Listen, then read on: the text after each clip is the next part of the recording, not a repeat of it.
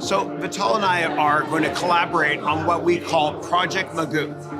And Magoo is the name of the village that he's from originally. And what we're going to do is we're going to leverage online education to provide scholarships and full access to all business and personal development courses by January 1st of 2021 to 100 students in his hometown. And Vital's story is so inspiring. He inspires me so much. Do you want to share your story?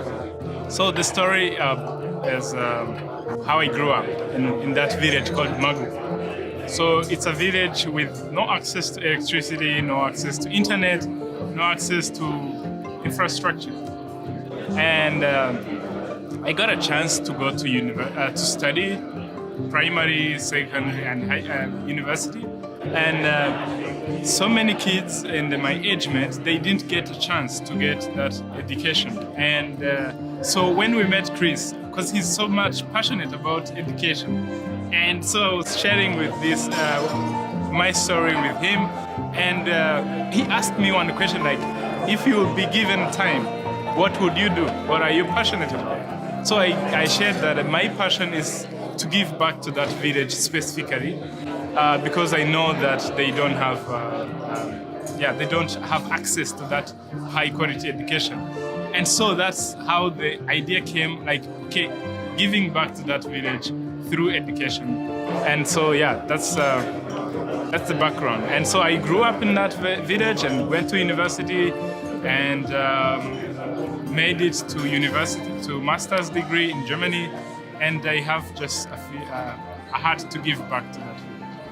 Together, we believe that every problem in the world can be solved with a combination of education and technology. And we're going to make it happen together. And we're going to create a blueprint, a business plan, so to speak, based on Project Magoo, so that anybody in the world can apply what we've learned to provide online education to every student in the world.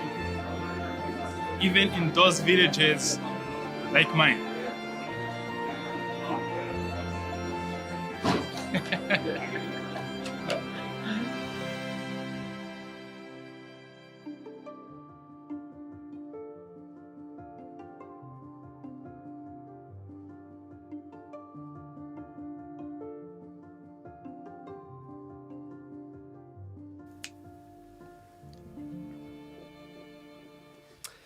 Good morning and welcome to our 117th weekly webcast. If this is the first time you're joining us, welcome. If you've been with us before, welcome back. And so the way the call works is this is an AMA, meaning ask me anything. You can ask me business questions, personal questions, career questions, etc. And within 24 hours of the call being completed, somebody on my team, what they do is they go to YouTube in the description field and they enter all the questions. So you can click on the question and a time and get immediate access. So thank you very much for joining. I can't believe it's been 117 weeks already. Now, before we get started, I want to talk quickly about my MBA degree program. Classes begin on the 14th. There's 3 days left if you'd like to register for it.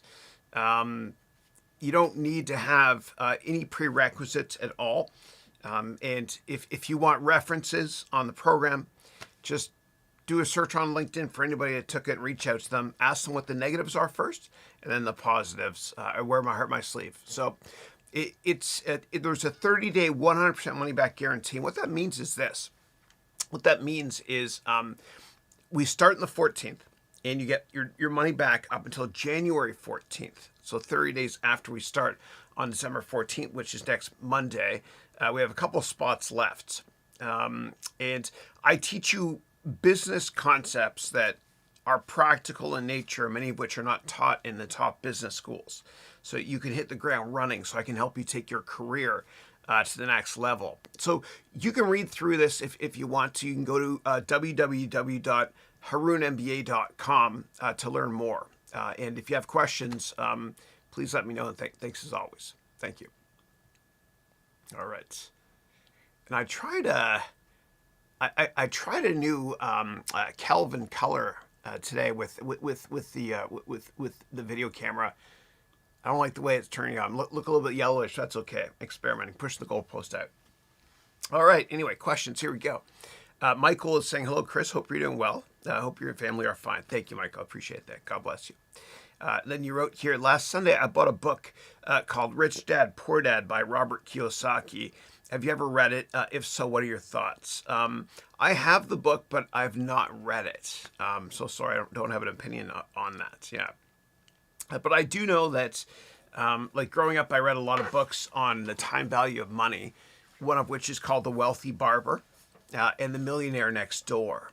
And small incremental savings on a daily basis can lead to millions more in your net worth in the long run. Little simple things like if I make my own coffee every day instead of going to Starbucks, and if my wife Christine does the same thing, then throughout our whole lives, we end up saving over $1 million.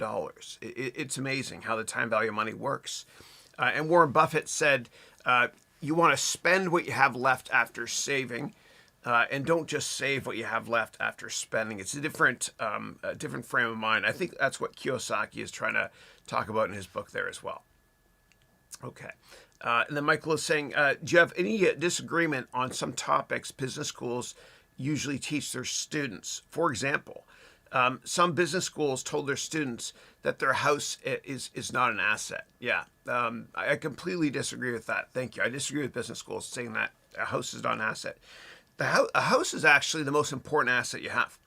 It's the most important investment you will ever make, buying a house or an apartment, especially because you get a lot of tax benefits in a lot of countries to be able to buy a house or even your first house, so to speak. And think about it this way. If you spent $500 or $600 a month on rent every month for more than 50 years, and instead of doing that, you put that money in the bank at an 8% interest rate, or a mortgage, which is the same thing.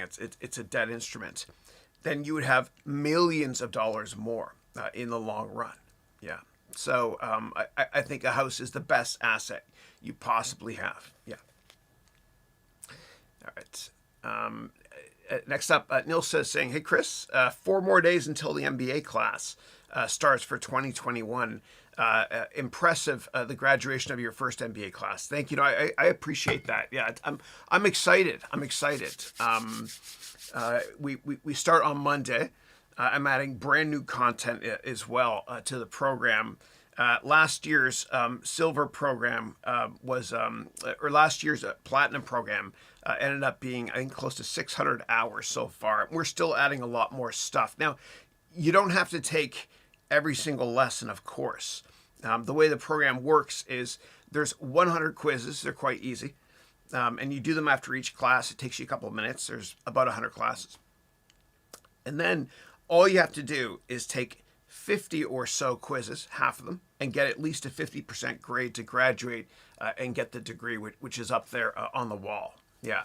But we're, and in terms of the graduation that you mentioned, if anybody is curious, what you can do to go watch the graduation is you just go to my website, go to Haroun Ventures, and then go up to weekly webcasts here, scroll down, and then here is the graduation right here. I had it initially as unlisted, then I made it public in case you guys want to check it out. Yeah, but we had a lot of fun. I love my students dearly, and I'm going to miss them too. Yeah. All right. I'm looking forward to having you as well, Nilsa. Pratik is saying, hi, Chris. Hope all is well. Likewise.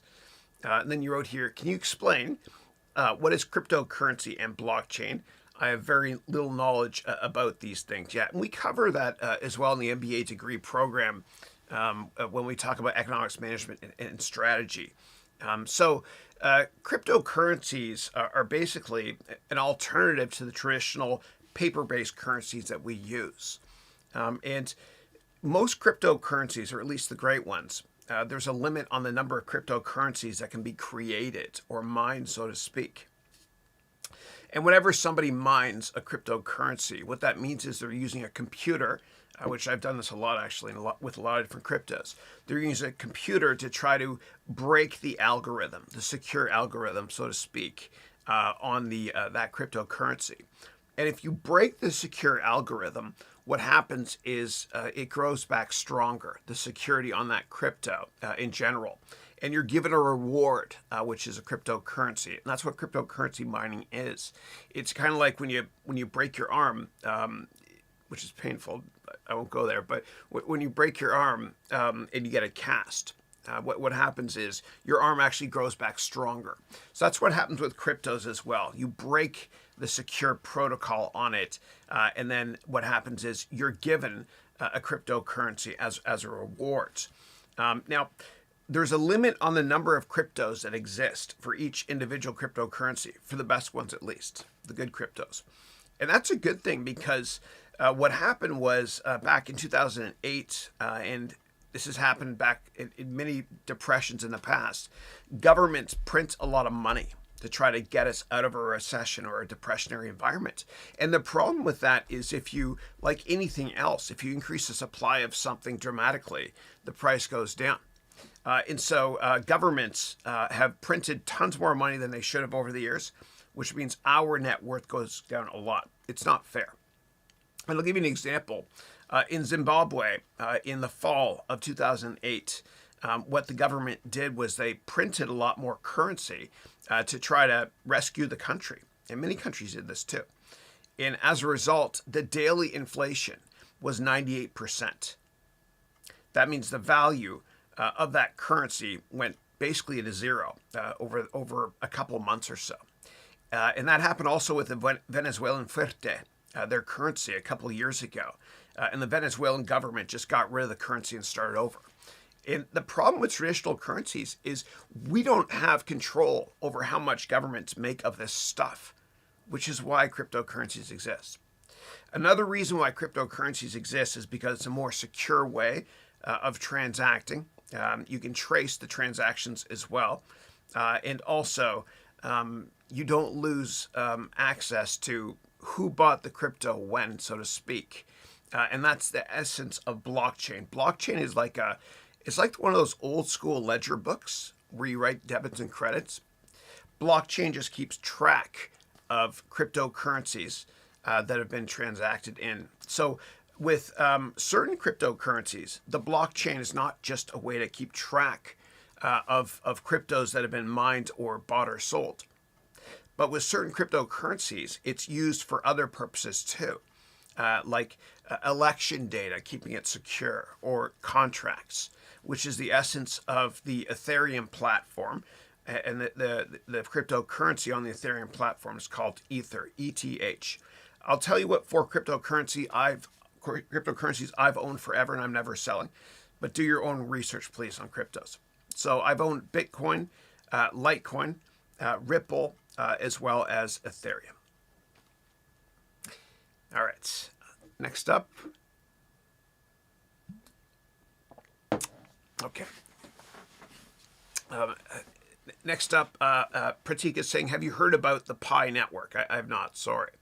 And if it's a cryptocurrency you're talking about, I recommend doing a ton of research first on it. And if you want, you could take one of my courses called the Complete Cryptocurrency Course, which is the most comprehensive cryptocurrency course there is out there in the market. It's on Udemy. Just do a search for it. You'll find it. But I give you a framework of about 50 steps to go through in order to analyze cryptocurrencies before thinking about investing, because I humbly believe that most cryptocurrencies are an absolute scam. I did a lot of research on it. I dedicated 6 months of my life to it, making that course, the Complete Cryptocurrency Course. And I was positive on cryptos, like 7 out of 10 when I started making it. And by the end of the course, I was a 3 out of 10, not so positive. There's a lot of unethical people. And what people do actually, and I think that eventually the market will be somewhat regulated, what a lot of people do is they go on YouTube and they tell you which cryptocurrencies to buy because they own them. And they'll hype them up so that you buy them. And then once people own them, they'll go back on YouTube and say, no, you got to sell them. And then they'll basically buy back the crypto at a lower price, rinse, lather, repeat. So there's a lot of unethical activity going on in the cryptocurrency market. I think a lot of people are going to go to jail for it as well, because it is fraudulent. So the bottom line is, do your own research, please. A thorough amount of research. Take my complete cryptocurrency course, because I help you do thorough research there. If you don't like the course, you get your money back, 100% money back guarantee, which is the case with all of my courses and all of my MBA degree programs. You get 100% money back guarantee within 30 days. Yeah. All right. Next up, Pratik is saying, what is the hour limit on a free course on Udemy? Yeah, so the limit is 2 hours. And so Udemy changed this, I think within the past year or so. It used to be a bit longer than that, but there's a 2 hour limit, yeah. And I've got a couple of free courses on Udemy, which will teach you on how to make courses online. Now, everybody has something to teach. Everybody has skills. And I believe that everybody can start a side hustle by teaching online. And so if you go here to, you just do a search on my name in Udemy, and I'll go to incognito browser here, but just do a search on Chris Haroun Udemy, and I'll show you a couple of my free courses here. So if you go to, I think it's one of the last pages, but you'll see I have a course called Another 40 Tips on Making a Great Online Course. And I have another course called 40 Tips on Making a Great Online Course. They're free courses. I do them in multiple languages. And I do it so that I can teach people, how to teach online, because everybody has a skill to teach. And they're based on mistakes I've made. And I pride myself on teaching my students, not just based on my limited successes in life, but more importantly, my mistakes. And so on Udemy, I've made so many mistakes. And so those courses, 40 Tips on How to Teach an Online Course, and the other course called Another 40 Tips, are based on 40 plus 40, which is 80 mistakes that I've made teaching online. They're free courses, and I do it so that you can work smarter and not harder and get your courses online. Yeah, quickly. All right. Next question is, I posted more than 50 videos on my YouTube channel from May, and I still only have 143 subscribers. What should I do that would increase faster? Yeah. So I have a course also on Udemy. It's called the Complete YouTube Course, and I did it with one of my students I met on my weekly webcast here, named Sasha Stevenson. And she's got over 100 million YouTube views. She's based in Indonesia. She's Canadian, though. Represents, so am I. So you can check out that course. It's called the Complete YouTube Course. It's over 18 hours long, and it will give you a lot of tips and tricks in terms of understanding how to make great YouTube content, etc. And I believe that YouTube is the only gold rush in history where it costs you nothing to make the product. And YouTube is the only gold rush in history where you can get potential access to billions of customers for free. So check out the course, the Complete YouTube Course. It'll help you out a lot. I help you with your thumbnails, meaning the image people click on, which is important because people do judge a book by its cover. I help you, of course, with the video editing and the content as well. And Sasha Stevenson's a rock star. She runs circles around me when it comes to this sort of thing. So check out the course. We taught it together again. It's called the Complete YouTube Course. Thank you. All right. And then Pratik is still saying, will I get a certificate after I complete the silver version of your course? Yeah.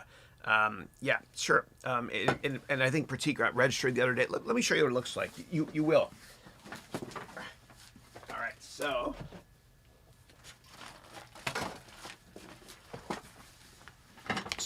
there's two versions of the degree. Let me just show you what it looks like. So yeah, I'll email it to you. Okay.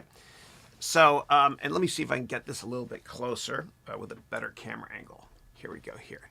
See if it's going to focus on my face automatically. There we go. Hey there. Yeah. So it looks like this. And I make the PDF version of this and I send it to you. And then there's also instructions on how to order this. I don't make money on this. I never will. But I do provide instructions on how to order this version here. And on Amazon, I was looking at it last night, you can get a frame like this for $39. It might be a little bit more to be able to put this gold foil on here, but I do email this to my students directly after they complete the program. And so the way it works is once you complete the program, send me an email to admissions@harounventures.com or support@harounventures.com. And then what I do is I send you a high quality image of what I just showed you there. There's also this version here. See if I can get out of the way. There it is here. And it's the same size actually. And it's in this pleather, maybe plastic leather, I don't know, thing here. Yeah, again, I don't make any money off of this sort of thing here at all. The only money I make is when you register for the program. Let me just go put this back on the wall because those two little nails there drive me crazy. I can't leave them exposed. Give me 1 second. Well, all right.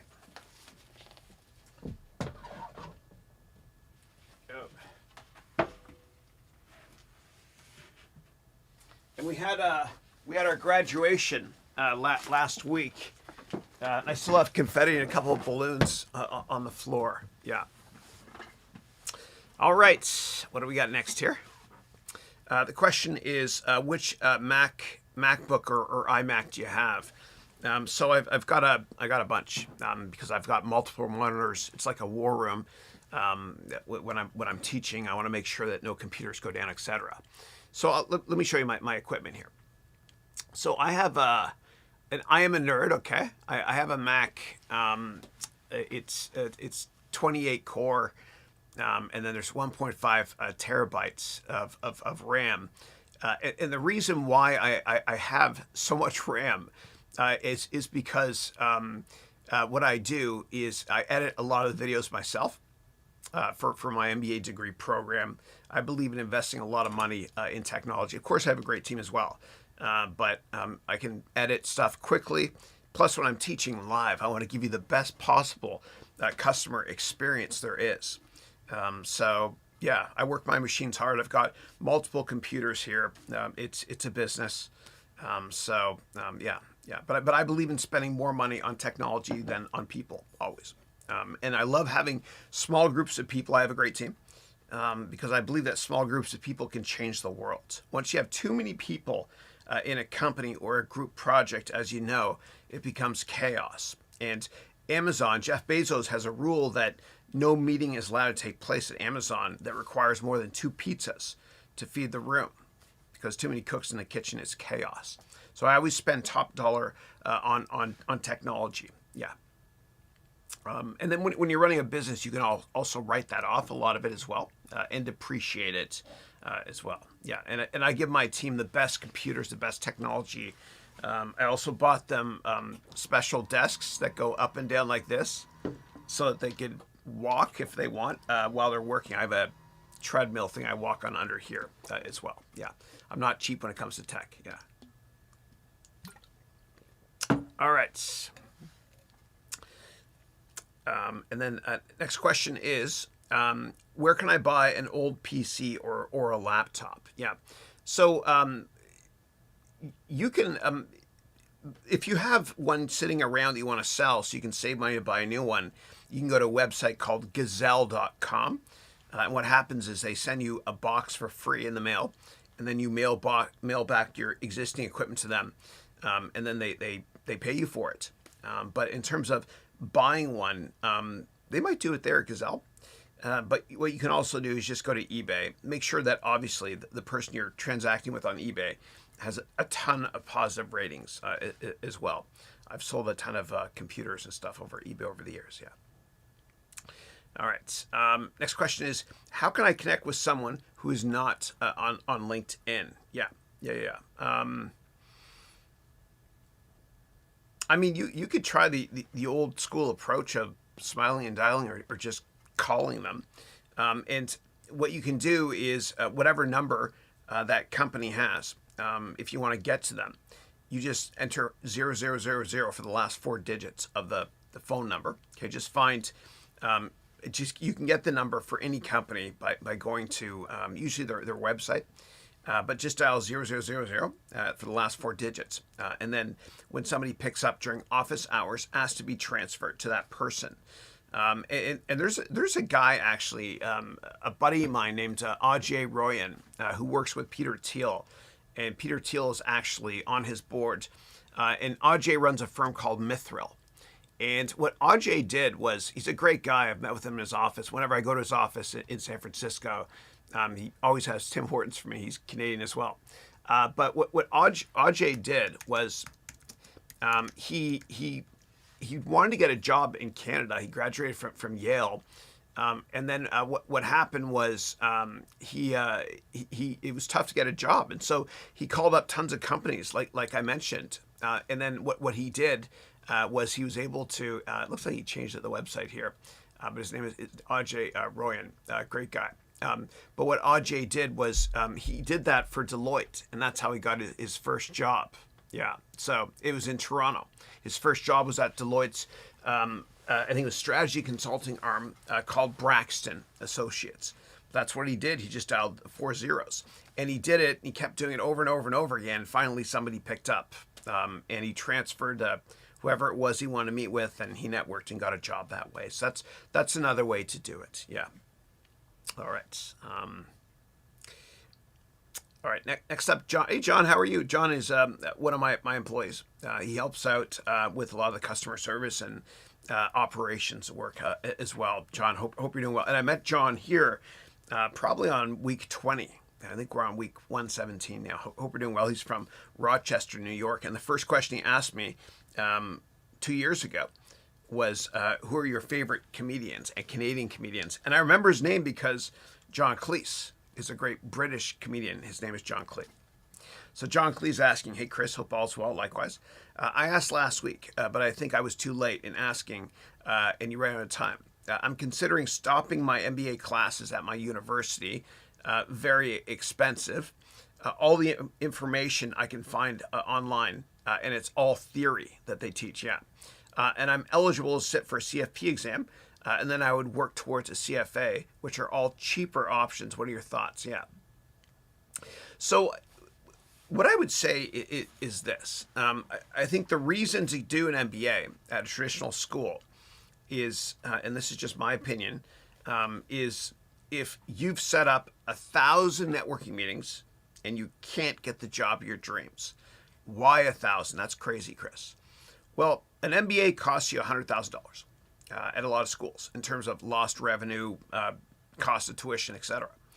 So if you set up 1,000 meetings trying to change jobs using the networking stuff I teach you, if you set up 1,000 meetings and it costs you $100 per meeting, hypothetically speaking, that's $100,000. And so you can read my book on networking here. Get it from my website, harounventures.com. It's a free download. It's a couple hundred pages. And in my MBA degree program, I teach a hell of a lot more about networking and sales as well. But if you set up a gazillion networking meetings and you still can't change careers, then maybe getting a traditional MBA might make sense. Yeah. But it's hard for me to give you advice because you've already started it. I don't know how long you are into the program. If you've already invested a lot of money in it and you're close to graduating, you might as well just finish it. Yeah. And you'd also have to let me know what do you want to do longer term. And if the only way you can get there is by getting this MBA degree you're going through right now, then I would say just stick with it. Yeah.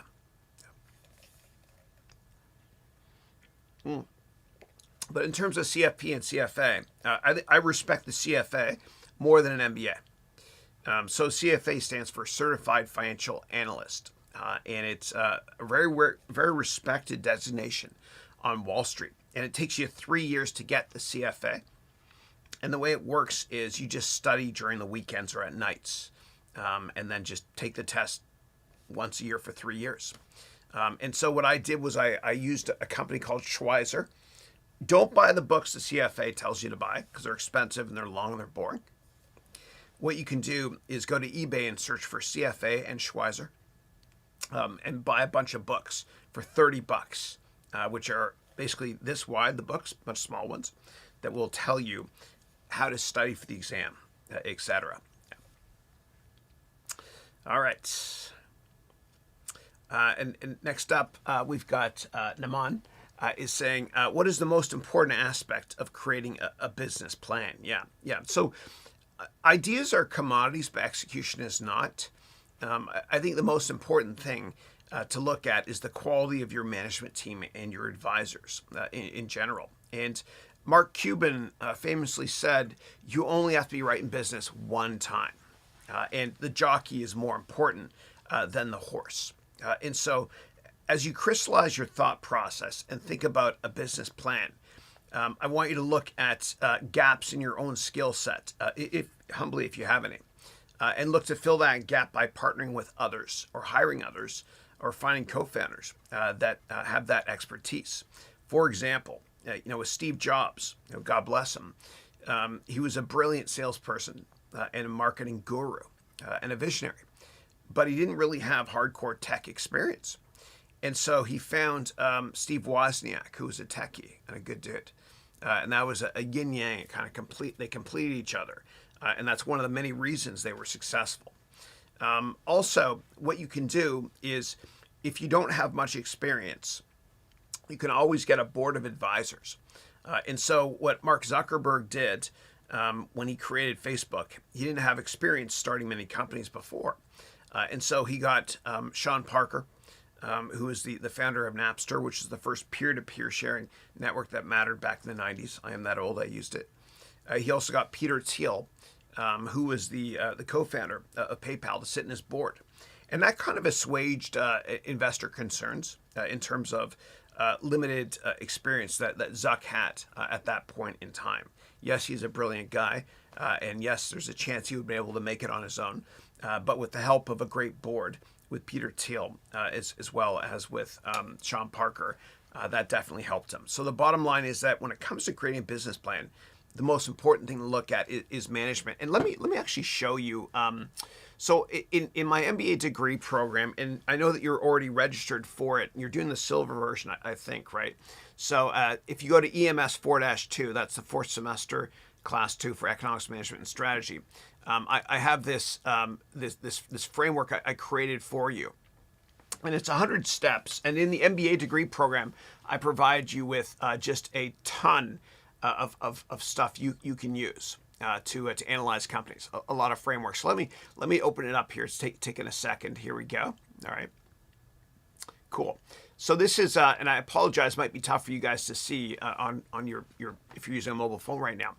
But I created this framework, and there's actually 100 steps to analyzing companies. Okay, and so when you create this framework, and I created all of it, there's no code in this, and I teach you how to make it when we talk about dashboarding and business analytics in my MBA degree program. But basically, I have a ton of charts that are linked here on the main dashboard, and you can scroll down through them to analyze every aspect of a business model. This is just dummy data, but it's real data.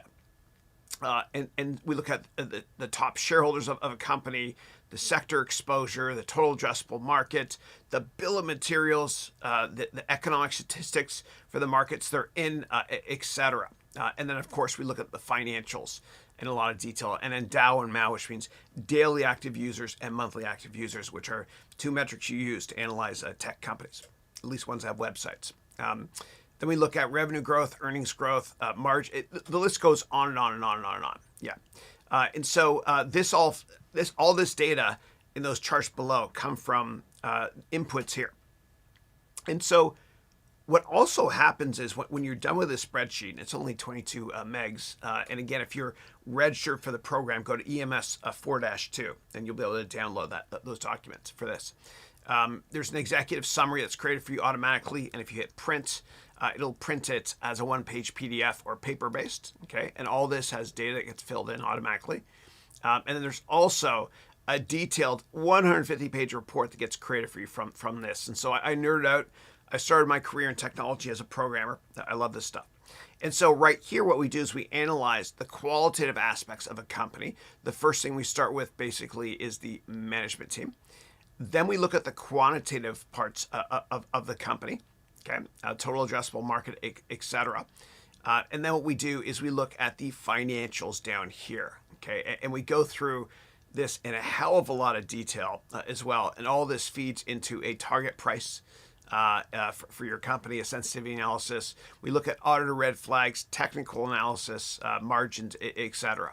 So this is just one of the many frameworks I've created for you based on my work experience, so you can analyze companies. So I can help you humbly take your career to the next level in this MBA degree program. Okay. Next up, James is saying, "Hi team. My second time in this stream." Excellent, James. Well, welcome. I hope you join us again. Thank you. My brother James, his name is James as well. Yeah, Jamie. Yeah. All right. See, oh, Rose, I saw you had a comment. You pulled it. Rose, if you're on the call right now, God bless you. Thank you so much for that wonderful message you sent me yesterday. I don't know how to respond because it looks like it came from your website through HTML, but God bless you. God bless you. And thank you for everything. Rose is one of my amazing Platinum students that just graduated last week. She's amazing. And she actually created a yearbook for the students as well, which is awesome. It was great. Thank you so much for doing that. Yeah. Cool. All right. And then next up, I've got Udaya is, and I'm sitting a little bit farther back today. Sorry about that, but I've got to lean in to read. I don't like the color I put here on the camera. I changed the Kelvin's scale a bit. I look a little bit yellowish, but it is what it is. So, hi, Chris. I came up with an idea to start my own business, but I end up not acting on it. Can you tell me what should be my first step in turning those ideas into a reality? I love that question. Thank you. Yeah. So failing to plan is planning to fail. And most people don't write a business plan when they start a company. And it's one of the most important decisions you'll ever make in your life. You know, it basically, it can take years off your life if you don't execute properly. It can hurt your relationships with your loved ones as well from a financial perspective. So failing to plan is planning to fail. I recommend writing a thorough business plan first, please, before you start. And in my MBA degree program, in the third semester, in the first 5 classes of the third semester, what we do is we talk about a venture capital boot camp, which is like a very, very high extended version of my business plan course that I also have online. So make sure you write a business plan first, please. You can take my MBA degree program to learn more about that, or you can just search for my name and business plan course, and you'll be able to take it online. Thanks. Okay. And the next question is Pratik is saying, "Thanks for answering all my questions patiently." My pleasure. My pleasure. Yeah. Oh, Rose is saying, I miss seeing you on Monday and Tuesday. I came to say hi. I love my students so much. Rose is one of my unbelievable Platinum students from the great state of Virginia. But Rose, it's great to see you as always. As always. Thank you. And I love those emojis too. I miss you guys. I get really attached to my students. Yeah. Okay. Next up is Rihanna is saying, "Hi, Chris. How can I get a job or an internship in finance? I'm applying, but I can't get a job or an internship. They all require experience. Is there any online financial intern option?" Yeah. So I believe that sending in your resume because you see an online opening is a thing of the past. It's just too hard because for every opening you see online, thousands of people apply. And so the best way to get a job is to actually network and get informational meetings. And then once you get those informational meetings, you can ask people internally to help you to get a gig, get a job there. And a lot of times the person that gets the job knows somebody internally anyway.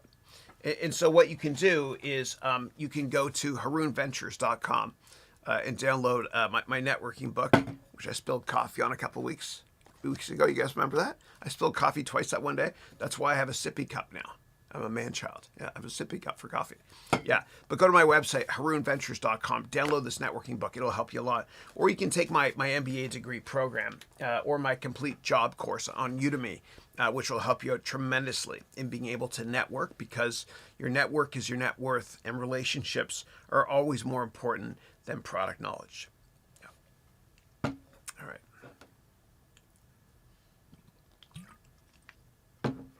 Samina, how are you? Samina is originally from Greece. She's creating an amazing online video game which is going to put Take-Two out of business. Rockstar Games, right?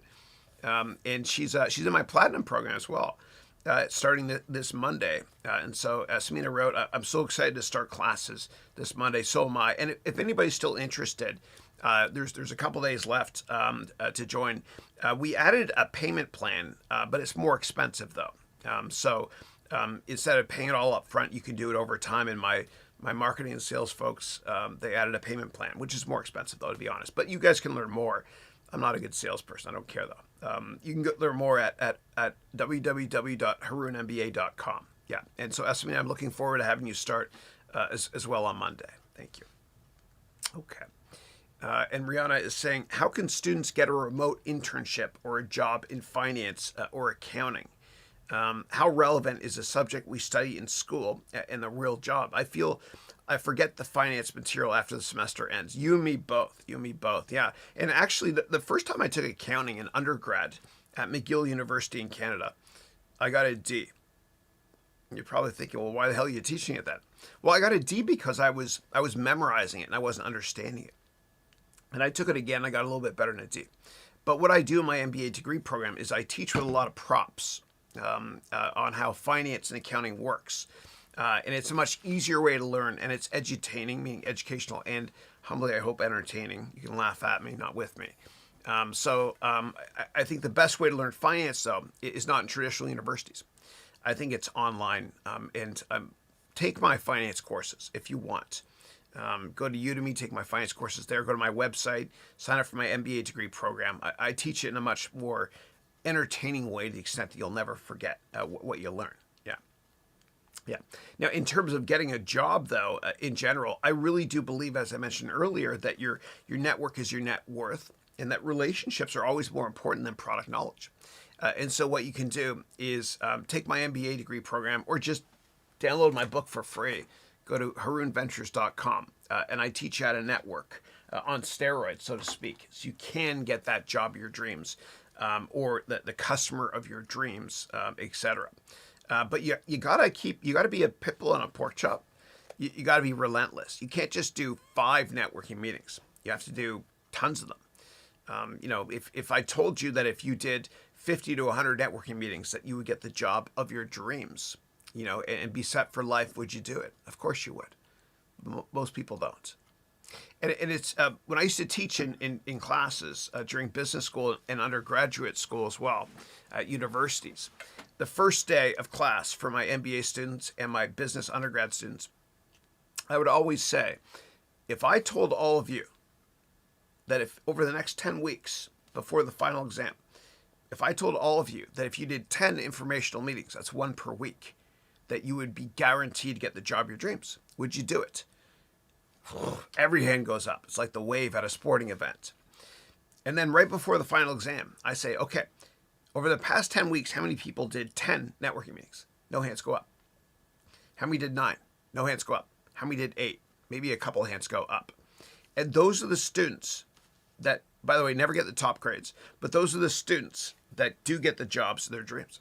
They network and they're relentless. And that's the same way you got to be. It's like anything in life. If you want something, you got to ask for it. And so you got to ask for a lot of networking meetings. And you'll get a lot of no's, but that's okay. Because all you need is just a handful of yeses to, take your career to the next level. All right. Next up, one last question. Ask as many as you want, please. I'm here for you. After completing high school, should I go to college? Oh my gosh, amazing how, dude, when I was your age, like based on the quality of the questions you ask, you're brilliant. When I was your age, I didn't know the difference between preferred stock and livestock. So after completing high school, should I go to college or start my dream company? I'm asking this question as I think that there are very little chances of me getting into a top, and then your question ended there. Yeah. So I think you can have your cake and eat it too. I think you can work at a company and start side hustles on the side.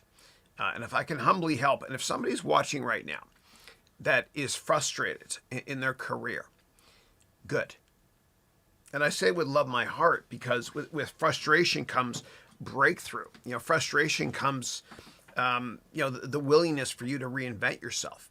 And so if you're working at a big company or any company, I don't think there's anything wrong with writing business plans on the side to start side hustles. And if I can be a tiny part of your success, then I've done my job. It's my purpose, my raison d'etre for being here and doing this call as well. So take my MBA degree program if you're interested. Or what you can do is take the business plan course I have, which is you can work for somebody else in a big company and start a company on the side. If you signed legal documents saying you can't do that when you work at that company, then that's another matter. Just be careful. Yeah. Okay. Oh, Rose, awesome. Rose is saying, Chris, how can I advertise a project that's organically social media posts aren't reaching the right people? I was thinking, should I send the video to a larger organization and see if they can promote it? Yeah. It's tough. It really, really is hard. I think one of the smart ideas is to just start vlogging, and just basically offer people free services via vlogging. If you serve others and help other people, in the long run, it'll help you as well. And that's what a lot of the best vloggers do. They help others. They serve others. And it's call it karma synchronicity, call it what you will. But if you give, you will receive. It's prophetic, and it's been true since the beginning of time. So I think that vlogging and creating online content is a great way to go, and just being a thought leader. And so Rose, I remember, and Rose is a graduate of my MBA degree program, the Platinum program. She graduated last week. She's great. She's from Virginia. But what Rose did was she on her LinkedIn profile, I've got a great memory. In December of 2019, she wrote this amazing article on how to use Amazon Merchant Services to be able to create clothing and whatnot online. And I thought it was a great article. It was great. It helped me think about how to create merch, etc., even though I suck at it. But the reason I bring up that article is because if you write a lot and you help people on LinkedIn or on other social media platforms, eventually it'll come back to help you if you're a thought leader. And I'll give you a great example, Rose. So Dr. Mark, who's one of the graduates in the MBA program from the Philippines, he's a doctor. He started doing that after what he learned in the program with his LinkedIn profile. He started opining and writing articles on LinkedIn. And 2 weeks ago, and he told me this in a one-on-one I had with him recently, 2 weeks ago, the United Nations reached out to him and offered him a job. And so you just have to write a lot. You have to be a thought leader. And the way to become a thought leader is you think of yourself as a thought leader and you opine or give your opinion a lot on LinkedIn or by doing videos like this, for example. And don't forget to repurpose your content like we talked about in the MBA degree program. It takes a while, though, to get recognized. It does. But like Gary Vaynerchuk, for example, he's a massive success now, social media success. But in the early days, and he said this publicly, he had to do a ton of interviews on podcasts with just 2 or 3 people in the audience. And so you have to create content. You got to be a pit bull on a pork chop. You got to be relentless and just know that eventually it will start working. Just be relentless. Never, ever, ever, ever give up. Yeah. All right. All right, next up, Rihanna is saying, do you think you can start an accounting business without experience or without a degree? Thank you in advance. Yeah. So I think that with accounting, you do have to have some sort of certification. You don't necessarily have to go to a top university. You might be able to get some sort of a certification saying that you are a professional accountant. And you might have to write some tests as well. But account's different. It's different. Accounting's different from other sectors in business. It's kind of like medicine. I think getting a medical degree is important. I do. If you want to be a doctor, obviously. And it reminds me, I'm on the board of a great charity called Doctors Without Diplomas. Yeah, that was a bad joke. Sorry. No, but I think you have to have some sort of certification when it comes to starting an accounting business. Yeah. And so there's a CPA, there's other designations to look into as well. Yeah. All right. I don't feel the same way with finance. So finance is different. Okay. Jesus is saying, hello, guys. Hey, hope you're doing well. Another question. After completing the Haroun MBA program, can I say that I'm an MBA grad, specifically when filling out job applications, etc., where it requires you to fill in educational qualifications? Yeah. I mean, yeah, you can, but just know that I'm never going to make this accredited, ever.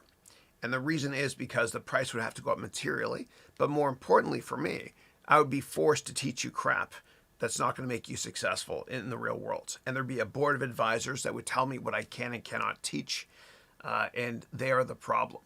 Bureaucracy, that is. So I'll never do it. It'll be an incredible disservice to all my students. I can make a hell of a lot more money if I cranked it out that way and became a degree mill, but that's not what I'm all about. Yeah. Okay. And give me 1 second, guys. Sorry.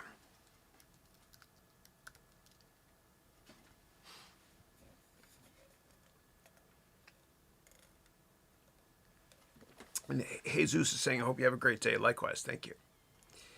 Next up, George is saying, greetings. Hey, George. For the MBA Platinum members, when is the LinkedIn profile written, and what do you need or require to craft an effective profile? Yeah. So the way it works is I start doing the one-on-ones after 1 month. Okay. So what we do is in the MBA program, I have to teach you a lot of preliminary stuff first. Then you start working on your LinkedIn profile, and then we do one-on-ones. And you get 9 one-on-one meetings or 180 hours throughout the year. So that's 9 one-on-one meetings for 20 minutes each. And so you can set them up to do it every 6 weeks if you want to over the next year. And then what I'll do is during those one-on-ones, I'll help you with anything I humbly can. You know, I'll create your LinkedIn profile from scratch with you. You obviously have to have a shell there as well. Like try to create it to the best of your capabilities first so I can humbly help you with it. Yeah. But we start doing the one-on-ones after, I think we start, so the MBA degree program starts December 14th. And then I'm doing something different this time. In the past, what I did was I did one-on-ones on only 1 day per week, which was Thursdays from 1:30 to 3:30 p.m. But now what I'm going to be doing is I'm going to be doing it 3 days per week because I'm going to have a lot more time. So I'm going to be doing it on Mondays, Tuesdays, and Thursdays. And I'll explain more to you about that on day one. And so, George, if you're registered, I'm not sure if you are, for the MBA degree program, which starts on Monday, I sent an email to all people that are doing the program, gold and platinum. I sent an email yesterday at 4:30 p.m. My time. And if somebody's watching the replay of this, it's December 10th. So I sent at 4:30 p.m. On December 9th, Pacific time, an email that has all the details on how to log in, etc. And if you have additional questions and you're in the MBA degree program, then please ask me on Monday when we go through orientation. Yeah, thank you. Or if you got it and you're lost, if I put something in the email that doesn't make sense, you reply here, please. Yeah. Okay. And then Siraj is saying, thanks, Chris. Thanks for sharing your knowledge and experiences. I'm learning more than expected. Thank you. And thank you for being here. I appreciate it. Thanks. And then Rose said, if Doug is editing this, hi, Rose. Or hi, Doug. Thank you. And Rose is, of course, one of my wonderful graduates from my Platinum program. And so Doug is one of my employees in Collingwood, Ontario, Canada, where I used to ski. I have employees all over the world. It's easier that way. And so I don't think, no, Doug doesn't do this. This is actually done by Hisham. And then, yeah, Hisham does it. And then my marketing team will take the Q&A here, and Jean-Marco, who works with me in the vlogging side, will create vlogs based on this. Yeah, thanks. All right. Next up, hi, Chris. Thanks for taking the question. What is meant by generalist versus specialist, and which is preferred? Yeah. So I would say, well, a generalist is when you're a jack of all trades. So in the finance industry, a generalist investor is somebody that covers different sectors, whereas a specialist covers just one sector. So, for example, a specialist in technology stocks or a specialist in pharmaceutical stocks. stocks. I recommend trying to be a specialist because there's a lot of people that are generalists out there, that are a jack of all trades but a master of none. Yeah. Okay. All right. Next class, I've got Mark Fernandez, who's saying, I'm from the class of 2020. Mark was one of my wonderful MBA degree students in the Platinum program. And Mark is saying, I'm joining Chris and his team. And you wrote here, sorry, joining Chris and his team last year was one of the best decisions of my life. Please don't miss out on this life-changing lessons. Thanks. Thanks, Mark. I appreciate that. God bless you. God bless you. We had a lot of fun. Yeah. And for those of you interested in the program, there's a 30-day 100% money-back guarantee, which no MBA schools offer.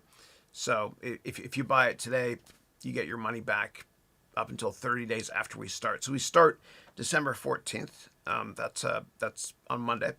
And you get your money back, 100% of your money back, all the way up until January 14th. Yeah. Thank you, Mark. God bless you. Great to see you again. All right. I'm in a good mood all of a sudden. Okay, so next up, hey Chris, I just suggested your personal finance courses on Udemy to my friend. He's from India. Hope it will be great. I haven't tried it yet. Just suggested because I trust you. Thank you for the trust. I appreciate that. Thank you. And with all my courses and all my programs, from a trust perspective, there is a 30-day 100% money back guarantee. So you got nothing to lose, everything to gain. I wish all universities did that. All right. I'm feeling great today, man. I'm in a great mood now. Much better mood in the past couple seconds. Awesome. All right. Oh, by the way, I want to say something to all of you that ever get unfairly criticized in life by really insecure people.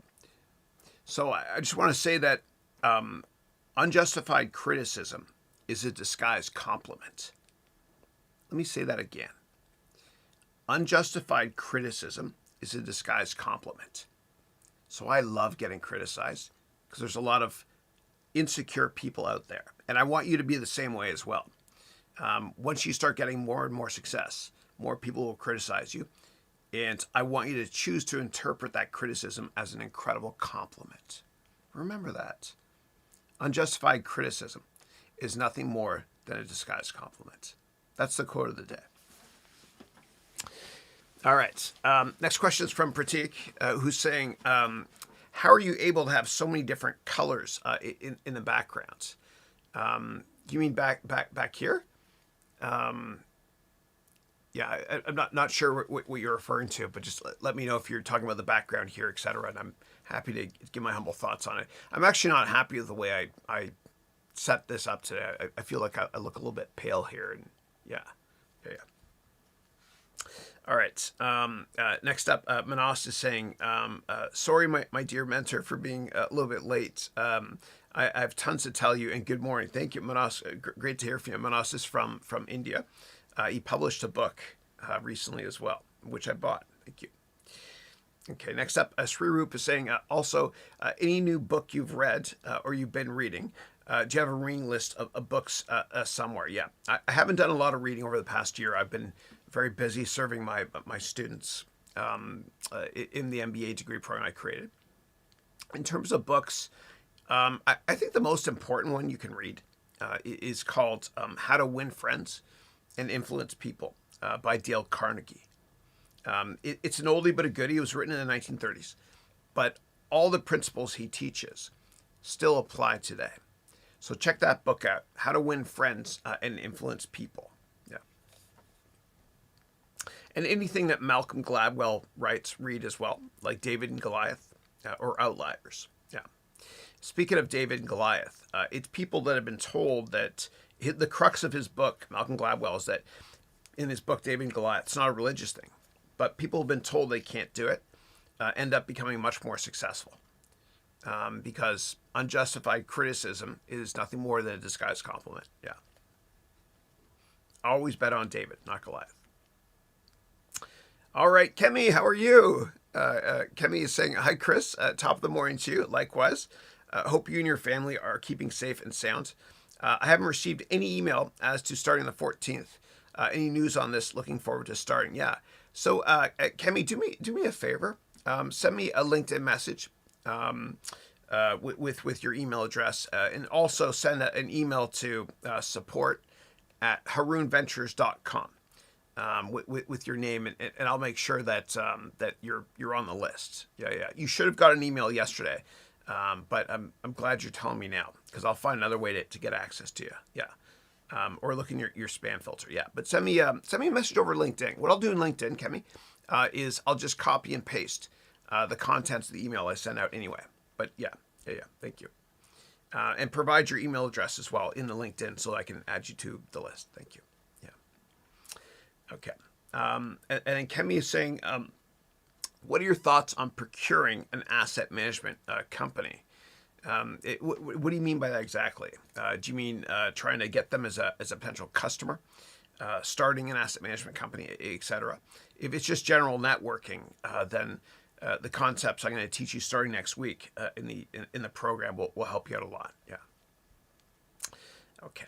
And then Kemi is saying, what are the pros and cons of having a bank account outside your country of residence, like an offshore account? Yeah. So. And I know you live in Bramalea, and then you're from you live in the United Kingdom before that. I think Nigeria. Yeah. It all depends on what your tax mandate is. So I've set up offshore banks a couple times in a couple Caribbean countries, including Barbados, and then also I had an offshore bank in the British Virgin Islands years ago. Not Caymans. It's cheaper.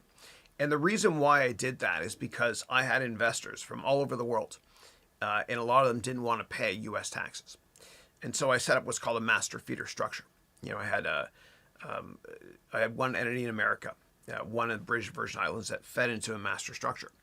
And so a lot of my investors in Europe and other countries, they didn't want to pay U.S. taxes. And so they put their money into the British Virgin Islands, into my offshore bank, which is legit. You can do it. But you can't give tax advice ever to any of your customers. But you can offer them the flexibility of being able to invest in your company if you have offshore entities. A lot of big companies do this as well.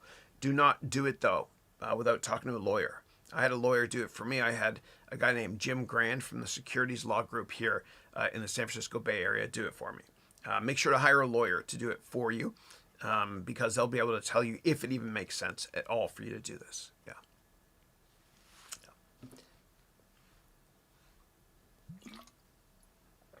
All right. Mohammed is saying, would you recommend people go into finance today? Yeah. I would say just do what you're most passionate about. I really do believe that if you think with your heart, this works much better. So if you're passionate about it, go for it. If you're passionate about technology, go for it. If you're passionate about the airline industry, like Sir Richard Branson, who said, screw it, let's do it, go for it. Do what you're most passionate about. And I really do believe that you will be successful in the long run, as long as you're willing to fail at least a couple times and not give a damn what anybody thinks of you. Yeah. Okay. And then Kemi is saying, when you talk about long-term focused, how long of enough is a time to withdraw profit from your investment? For example, you bought $50 of Bitcoin, which increases to 150. Is it smart to remove half the profit, or $75 of the profit? Yeah. So it all depends. I know that in a lot of countries, and I know you're based in Canada, what happens is in a lot of countries, governments will reward you for being a patient long-term investor. As a result, you pay higher taxes if you sell something and make profit in less than a year. And so I think that holding on to investments in general, longer term, is smarter. Because you, generally speaking, pay less taxes. If you're curious about taxes and cryptocurrencies, what you can do is do a search on my name. I did an interview on NBC on cryptocurrency and cryptocurrency taxes, actually. So if you just do search Chris Haroun NBC crypto interview, it should come up somewhere. Yeah. Here it is right here. Yeah. So I was interviewed on cryptocurrency. This here is available as a... And just check it out. Like it's a stock. You sell the Yeah. stock or the Bitcoin. So that what? Bitcoin to buy something at Home Depot or somewhere, is that? Yeah. buy another cryptocurrency with the entire proceeds. That was going to be my second question. Yeah. Well, wait a minute. What if I make money in one cyber coin, crypto coin? Yeah, and what they asked, you can watch this if you want to, but what they asked me was, can you make money on cryptos and then go bankrupt because of that? Yes. Okay, so what happens is this. When you buy a cryptocurrency and you make money on it, whatever money you make, put that aside, okay? Especially the amount you're gonna have to pay in taxes, okay? If you take that cryptocurrency and you use that crypto, the profits from that crypto, and you buy another crypto in the same year, or you buy another crypto and it goes down, you might actually go bankrupt and have a negative tax balance. I'll explain how that works. I know it's complicated. I explain it on television here. So the way it works is this. Let's say you buy Bitcoin on December 1st, okay? And you make a ton of money, and it's December 30th, okay? And then you sell that Bitcoin on December 30th, and you put it all into another cryptocurrency. And by January 3rd, that other cryptocurrency goes to zero. You're still on the hook to pay the money in taxes you had from making money on Bitcoin, technically speaking. So the bottom line is this. When you make money on a cryptocurrency, what you have to do is you have to take the tax you think you're going to have to pay and put it aside. Save the tax, okay? Don't reinvest it because you could lose everything. Yeah. So, and that's what I was talking about here on that interview. Yeah. And if you want, just to do a search that interview for more details. I go into a lot of detail in the interview on cryptocurrency taxes. Yeah. Okay. Next up, we got Jack, who's saying, hey, Chris, if you have any idea, what are some of the target schools for investment banking? You wrote here, is Vanderbilt or Emory target schools? Which is better? Thanks. Yeah, I'm not sure which one's better. But basically, the best way to get a job is to target people that have something in common with you. And so read my networking book. It'll help you out a lot to be able to meet with people that work in investment banking, I'm so sorry, that have something in common with you. Yeah, and you can go to my website to download the book. Yeah. All right. All right. And Kemi said, did the doctor from New York on the open house sign up for the MBA program? Or did you hear from him? I did, actually. Yeah, he signed up right away. His name is Jay. Brilliant guy. Smart as hell. Remember that call? That was October 29th. I think it was what was that? It was in October we did that call. I remember it was a long one. It was like, it was on a Friday. It lasted more than 12 hours. Crazy. And it's all on YouTube still. But no, Jay signed up. Yeah, and I'm looking forward to having him. Smart guy. Okay. Next up, Martin is saying, hey, Chris, hope you're doing well. Likewise. What are the key metrics you would pay attention to when looking at a balance sheet? Yeah. So look at cash, obviously. The net debt, meaning cash minus debt.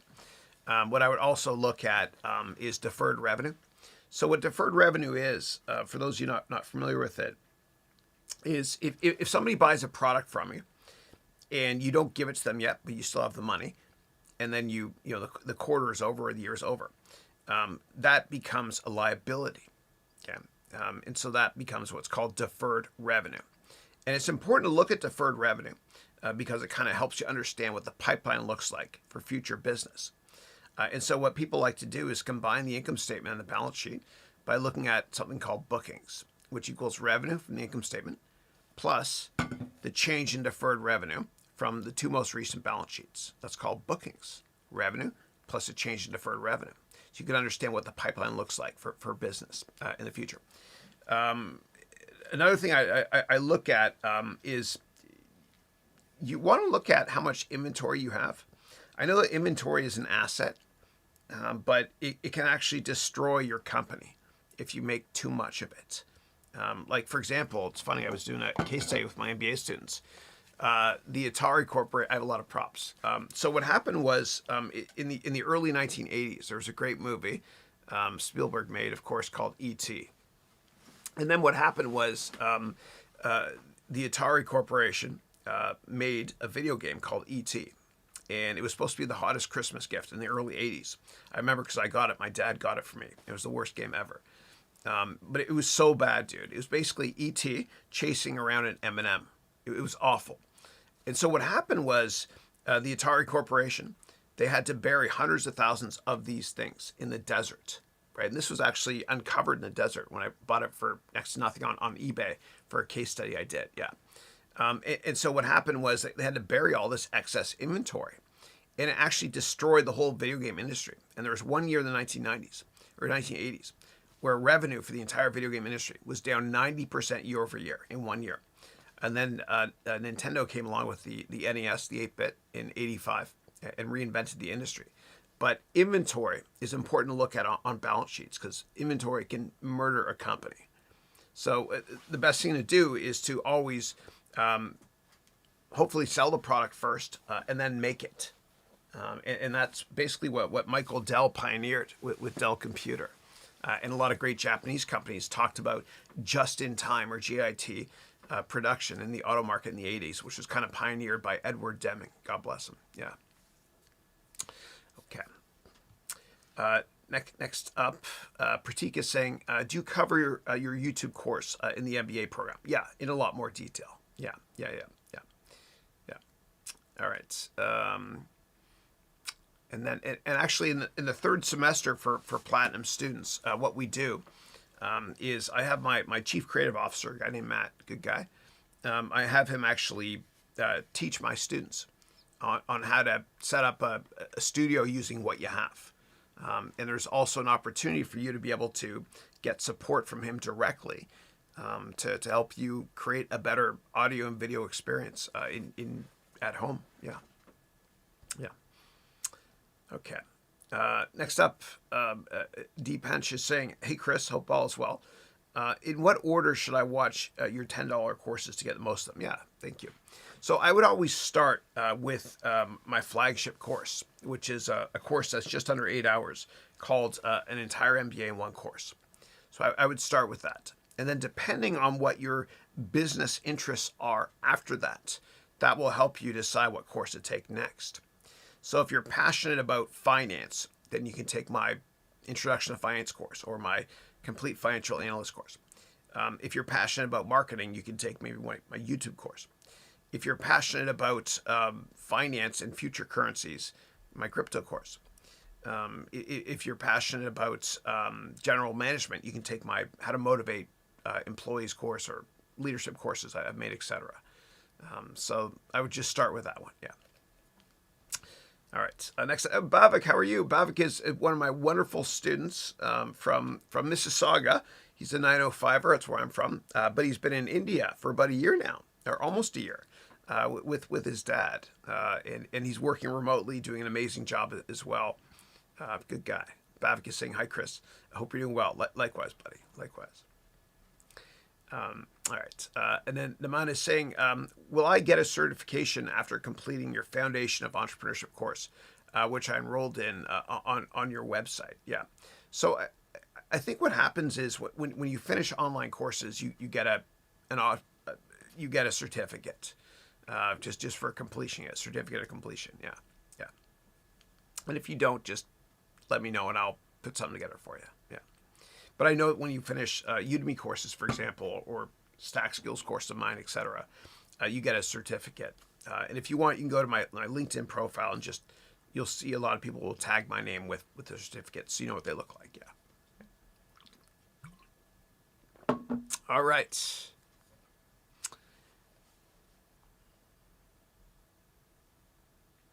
All right. Deepansh is saying, can you please put chat beside you? It's easier to navigate in recorded ... Hold on. Recorded ... Yeah. I don't know what that means. Sorry. Yeah. Okay. Solly. Hey, Solly. Solly is one of my amazing Platinum students. He's from Iran originally. He lives in Lithuania. And he's a good dude. Good dude. So Solly's saying, hello, Chris. Hi, chat. Hope you had a great rest. Thank you. Thank you. And Solly's saying, Chris, I sent you a PM on Slack. Did you manage to check that? Yeah. I don't check Slack. Sorry. If you want to reach me, just send it to me over LinkedIn. Yeah. Thanks. Okay. All right. Cool. All right. Next up, John McDonald, who is providing a web address. I'm surprised YouTube let you type. Usually it blocks it. Yeah. So mchill.com is a marketplace for life coaches. For anyone interested in beta testing, please email me at register@mchill.com. Thank you. All right. And then you wrote here, I'm very excited to share the solution with you. Thank you. Thank you. And there's a Blue Jay player named John McDonald. Years ago, he played second base, I think, yeah, in Toronto.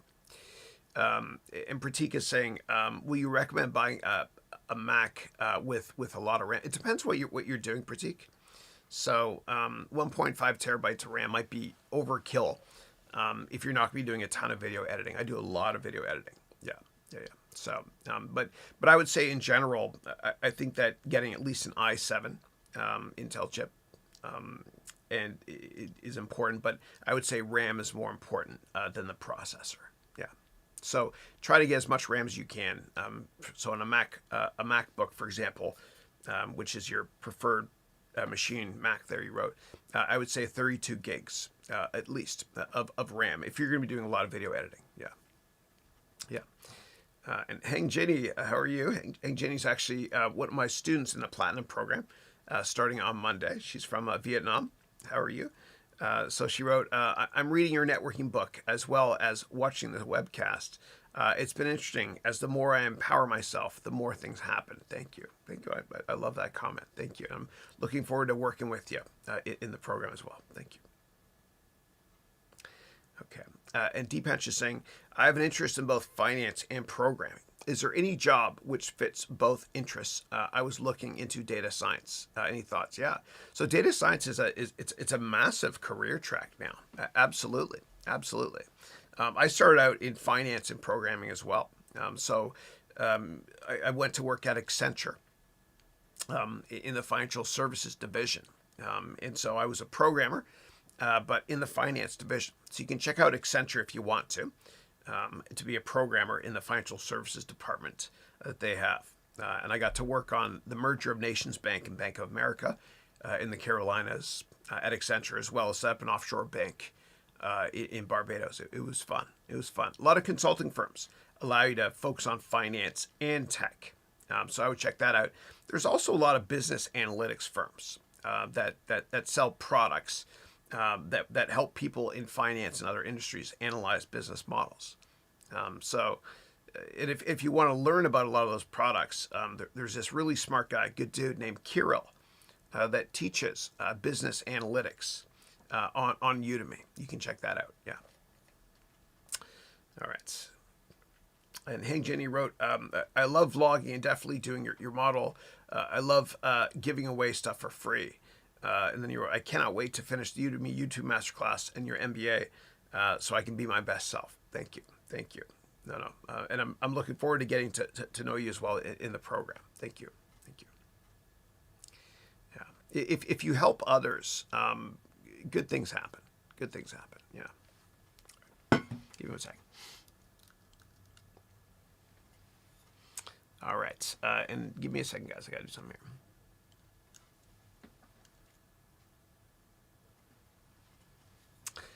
here. Okay. Next up is Deepansh, who's saying, what are the skills required for being a sole entrepreneur? Yeah. So I think the most important skill set in business in general is the ability to sell and to network. If you think about it, what is a CEO and an entrepreneur? A CEO and an entrepreneur are both great salespeople. They're passionate about selling. They're passionate about getting people excited about their product and or their service, even if their product and or service is boring. So I look at Mark Benioff, who's the brilliant founder and a wonderful humanitarian, the brilliant founder of Salesforce.com. He basically sold the world on cloud computing. which is it's a boring concept. It's just a bunch of computers that are remotely located. But he made it sound exciting. So I think being able to sell is really important. And Sir Richard Branson does this as well. And if you ever fly Virgin Atlantic, you'll notice that everybody that works at that airline, they're really, really passionate and great salespeople too. And that's because the culture is set at the top by Sir Richard Branson, which is the case with most companies. Yeah. All right. Next up, will companies accept the online MBA degree program as a degree, or will they not pay attention to it? Please advise me, as I'm concerned about it. Yeah. If you're concerned about it, don't sign up. Or if you already registered, you can still get your money back. Yeah. So I don't really think about what companies think in general. I just think about making my students as successful as I can. Yeah. But if you're asking me if I'm going to do accreditation, never. All right. And Kazu is saying, Kazu is one of my students that just graduated. He's from Japan originally, but he lives in Oklahoma. And Kazu wrote here, your dedication never stopped. Thank you. Thank you. Great to see you, buddy. Okay. Next up, do you teach entrepreneurship in the MBA program? I've taken your classes on Udemy and I really enjoy them. Absolutely, yeah. So there's 5 main tracks in the program. There's sales, marketing, and communications. There's entrepreneurship, okay? And we have a venture capital boot camp in the 3rd semester as well, which I think you'll enjoy as an entrepreneur. There's also finance and accounting. There's economics management and strategy. And then there's personal growth. Yeah. And you don't have to, you only have to take half the quizzes to be able to graduate and get over 50% on half the quizzes. So this is your MBA on your terms. You can choose to take and watch only certain lectures if you want to. Yeah. Or none. Or ask for your money back. Yeah. All right. Next up, Hank Jenny is saying, by the way, I hope you and your family are doing well. How is COVID over there in the United States? Yeah, it's bad. It's getting worse. There's a mandatory stay-at-home declaration that came out, I think it was last Sunday here in the Bay Area, most counties in the Bay Area, most counties. Yeah. So it's bad. And I think once Biden takes over in January, he might do a 2-week everybody stay home thing again. Yeah. It's bad. All right. Next up, Manas is saying, guess what? My mentor, the second book is out, but still in the process. So you'll get it on Amazon next week. Very cool. Very cool. Thank you. And I bought your previous book, which I profiled here 1 week on the air. Thank you. Cool. Cool. All right. And next up, Manas said, I told you I gave my word, and here I am. I told you I will, and yes, I did. Just learning from you only. Thank you. Thank you. I love my students. My students inspire me so much, and at such a young age to be able to have published a couple books already, it's amazing. Yeah. And then Manas wrote, tomorrow I'm going to be 18. My God, amazing. I thought you were in your 20s. That's incredible. Tomorrow I'm going to be 18, and it's really special. And also because now I am your dear student and have published 2 books and several courses. Dude, that's incredible. At 18 to publish a book, that's amazing. Congratulations. Okay. And then John McDonald wrote here, Chris, I'm also developing an online course for life coaches. I'd love to partner with you. I'm developing all the content. This course will also be life coaches using your app, by the way. Very cool. Very cool. Yeah. Thanks. Yeah, and unfortunately, I'm not doing any partnerships at this point. I'm just laser focused on teaching my students. But I'm happy to give my humble thoughts on any aspect of your business model, if I can humbly help at all. Thank you. Okay, and Manas wrote, want to announce something here, and I commit on that. By January, you'll have my 3rd book on your table, probably by the last week of January. That's the bottom line because Manas said so. Thanks. I like it. And you wrote, I was supposed to publish a course this week. It was 12 hours long, but the problem is that the speed of the internet in my area is too slow. Yeah, it can be frustrating. Yeah, I know what that's like. Yeah. Victor is saying, hey, Chris, hope all is well. I have two questions. How can I get NASDAQ and Dow Jones Industrial Average data for financial information? Do you think having a photo with Jordan Belfort is something bad? Thanks. Well, two questions there. Yeah. Yeah. I'm not a big fan of Jordan Belfort. So for those of you not familiar, he was the dude that Leonardo DiCaprio portrayed in The Wolf of Wall Street. Yeah. Yeah. And he's kind of glamorizing the fact that he was a criminal. It's kind of out there. Yeah. Kind of like I don't think that Steve Cohen should be able to buy the New York Mets. Shame on you, Major League Baseball, for allowing that. Yeah. But in terms of getting data for financial information, you can subscribe to services that will automatically put data into Excel, like Bloomberg, which I used to pay thousands of dollars to every single month. Don't do that. But what I recommend doing is just go to Yahoo Finance. You can get all the data there for free, and it's live as well. Yeah. All right. All right. Next up, Sharoy is saying, "Hi, sir. Call me Chris, please. Just purchase your courses on Udemy. Love from India. Well, more love from the Bay Area here. Thank you." Okay. All right. Next up, my internet goes off in half an hour after 10:30 p.m. I don't know why, so I'll have to go. Bye. All right, man. Have a good night. Okay. Manas is saying, I want to ask you something like, how can you change the background of your video while you're recording or editing it? Any suggestion? Yeah. Oh, I see what you're saying. Okay. You can use green screen if you want to. It's called chroma key as well. And so to do that, you have to have green in the background. Yeah. And the problem is with me, I have green eyes. Thanks, Mom. I have green eyes, so it's tricky for me to do green screen. But a lot of people, actors or actresses that have green eyes, they wear contacts when they do it. Yeah, but green screen is becoming a thing of the past when it comes to Hollywood movies. Like, for example, The Mandalorian, that great TV show. So they don't use green screens. They use there's projectors now that can be close to the wall that can shine up the wall, and that's how they do the backdrop as well, which is great if you're using multiple camera angles. Yeah. Next up, I wanted to know about Project Magoo.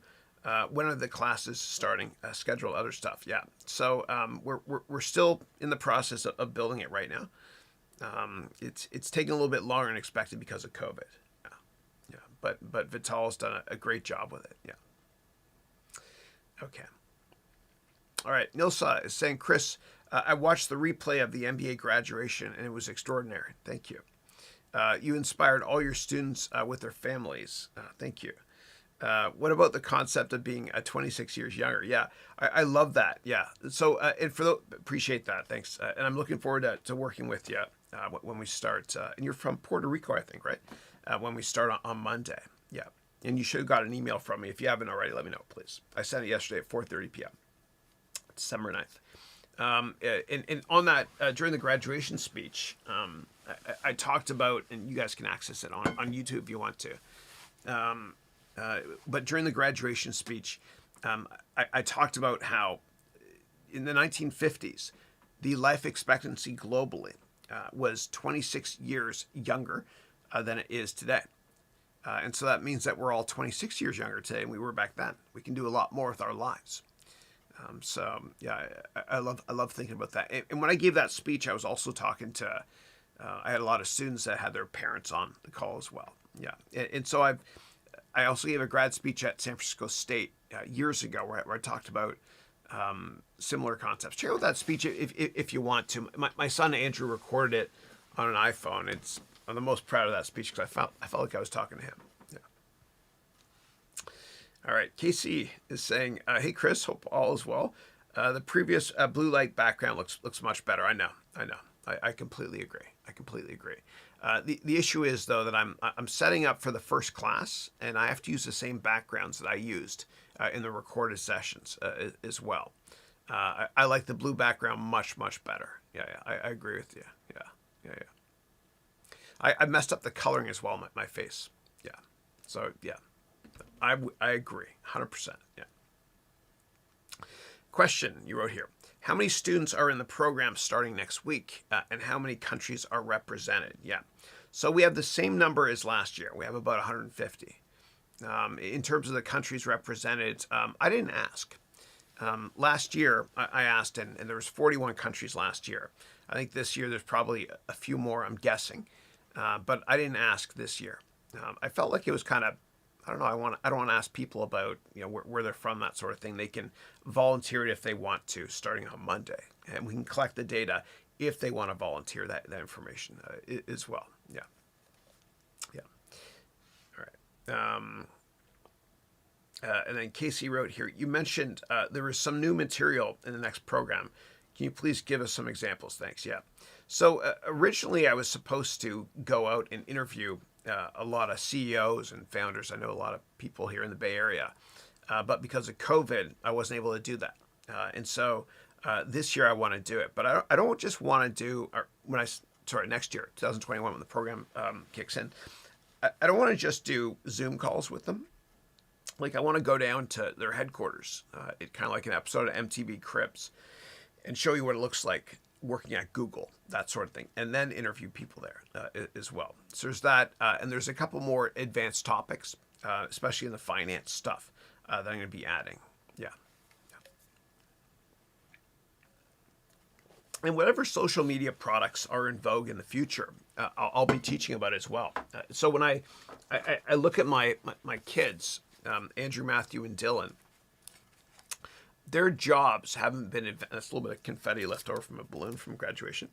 Their jobs haven't been invented yet. And the way they communicate with each other when they're older hasn't been invented yet. And so I bring this up because whatever the new technologies are, social media wise, that are in vogue, so to speak, whatever those materialize to be, I will teach about that as well. So this is always the most current and up-to-date MBA degree program out there. Yeah. And we'll be doing a lot more case studies as well. I'll get bored just doing nothing, right? So I want to, in my off days, right? So classes and one-on-ones are Monday, Tuesday, Thursday. So what do I do Wednesday and Friday now with my time? I'm supposed to spend more time with family. I will. But one of those days, I'll be creating more content. I can't not create content. It's fun for me. And so what I'll actually do is I'll do a lot of profiles of very successful entrepreneurs. And we'll learn what made them successful, that sort of thing. And case studies, too. I have to create more content. It's fun for me. All right. I think give me 1 second, guys. Hold on a second.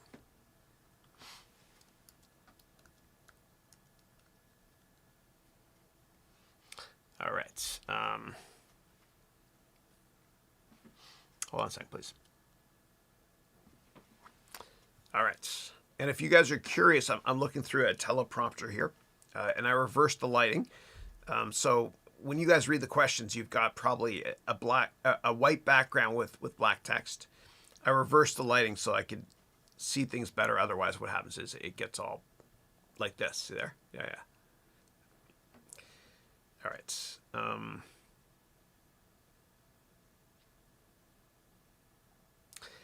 And Solly, who's one of my wonderful graduates from the first year Platinum program, who lives in Lithuania, he's from Iran originally.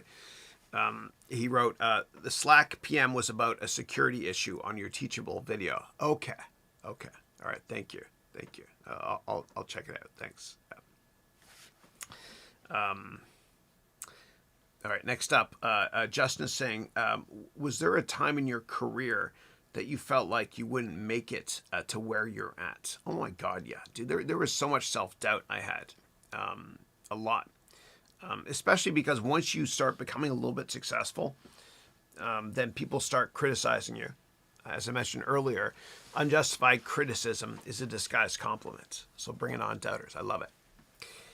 But it got to me. Like I was not Teflon when I was younger. I was insecure. And when people criticized me, I took it to heart, and it's partially when I was younger, the teachers at the awful school I went to, they thought I had a learning disability and they want to fail me in the 6th grade, the 8th grade. They sent me to this place called Chisholm on Lakeshore Road in Oakville, Ontario, to see if I had a learning disability. I just wasn't passionate about what I was doing. And so that kind of made me, I don't know, a little bit insecure, very insecure when I was younger. Yeah. So, but I kind of felt like that helped me. I know it's weird, but there's a book called David and Goliath by Malcolm Gladwell, where he says that people that have been misdiagnosed or diagnosed with certain things are more successful because of it. Because they want to prove the world wrong. And I'd always rather hire somebody that works hard than somebody that's intelligent. I like a mixture of somebody that's a hard worker with some intelligence, of course. So yeah, there was a lot of self-doubt in my life, a lot. And then I got to a point where I just said, I don't care what people think of me anymore. I don't care. I cared even when I worked in venture capital and hedge fund industry or at Goldman Sachs on Wall Street. I cared what people thought of me. Then I just woke up one day. I was like, screw it. I just want to teach. I don't give a damn what anybody thinks. And people think I'm crazy. A little bit less so now because I have humbly over 1 million students. But at first, people are like, you're nuts. Go back to venture capital. Go back to hedge funds. So, yeah. But if you care what people think of you, you'll never reach your full potential in life. You just got to do what you're passionate about. And just not give a damn. Screw the rest of the world, man. Just do what you want to do. Make mistakes, fail, but learn from your mistakes. And if you chase money, you'll lose money in your dreams. But if you chase your dreams, as long as you're willing to fail at least a couple times, and please fail at least a couple times, something wonderful happens. Your dreams come true and the money follows accidentally. It always does. I don't care what anybody says. It always does. People that are very successful don't do it for the money. They do it because they love doing what they're doing. So you do you. You be you. Ignore everybody else and just do what makes you most happy career-wise. Yeah. All right. All right. Next up, Austin is saying, how many months is the total program? Yeah. So it's 12 months, right? So we start December 14th, which is on Monday. If you're watching the replay, it's 2020, and we finish on December 18th of 2021, which is a Saturday. We have graduation at 8 a.m. or 10 a.m. that day. And we could not do an in-person graduation this year because of COVID, obviously. And so what we'll do is next year, if we're allowed to, God willing, we'll do an in-person graduation for both classes. And I'll rent this place called the Hiller Space Museum here in the San Francisco Bay Area, where there's a 747 we can party in like a rock star. It'll be fun. All right. Eileen, how are you? Eileen is one of my wonderful platinum graduates from Atlanta. Great to have you, Eileen. And she has the most beautiful last name ever. Her last name is Deo Gracias, which means thank God. And I do thank God every day. And in terms of worrying about things, like career stuff, I don't worry because God already knows what's going to happen. And that gives me peace of mind. Yeah. See, if I was accredited, I wouldn't be able to say stuff like that. Yeah. All right. So Eileen is saying, hi, all. I see a lot of Haroun Education Ventures MBA alumni here. I'm here too. Awesome. Sepanks much? And Sepanks means separation anxiety. I'm always here for you guys forever. I love you guys so much. And then you wrote here, just shows you all how much we learn from Chris and keep coming back for more. Thank you, Eileen. I appreciate that. God bless you. God bless you. Yeah. President Eileen. That's what I say. Eileen is going to be the president one day. Thank you. All right. And Kapil wrote here, I'm learning your financial course on Udemy.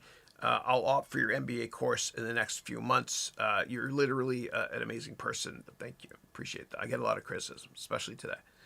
And you wrote, hope you and your family are as fit as fiddle in this pandemic season. Thank you. I appreciate it. Appreciate it. Thank you.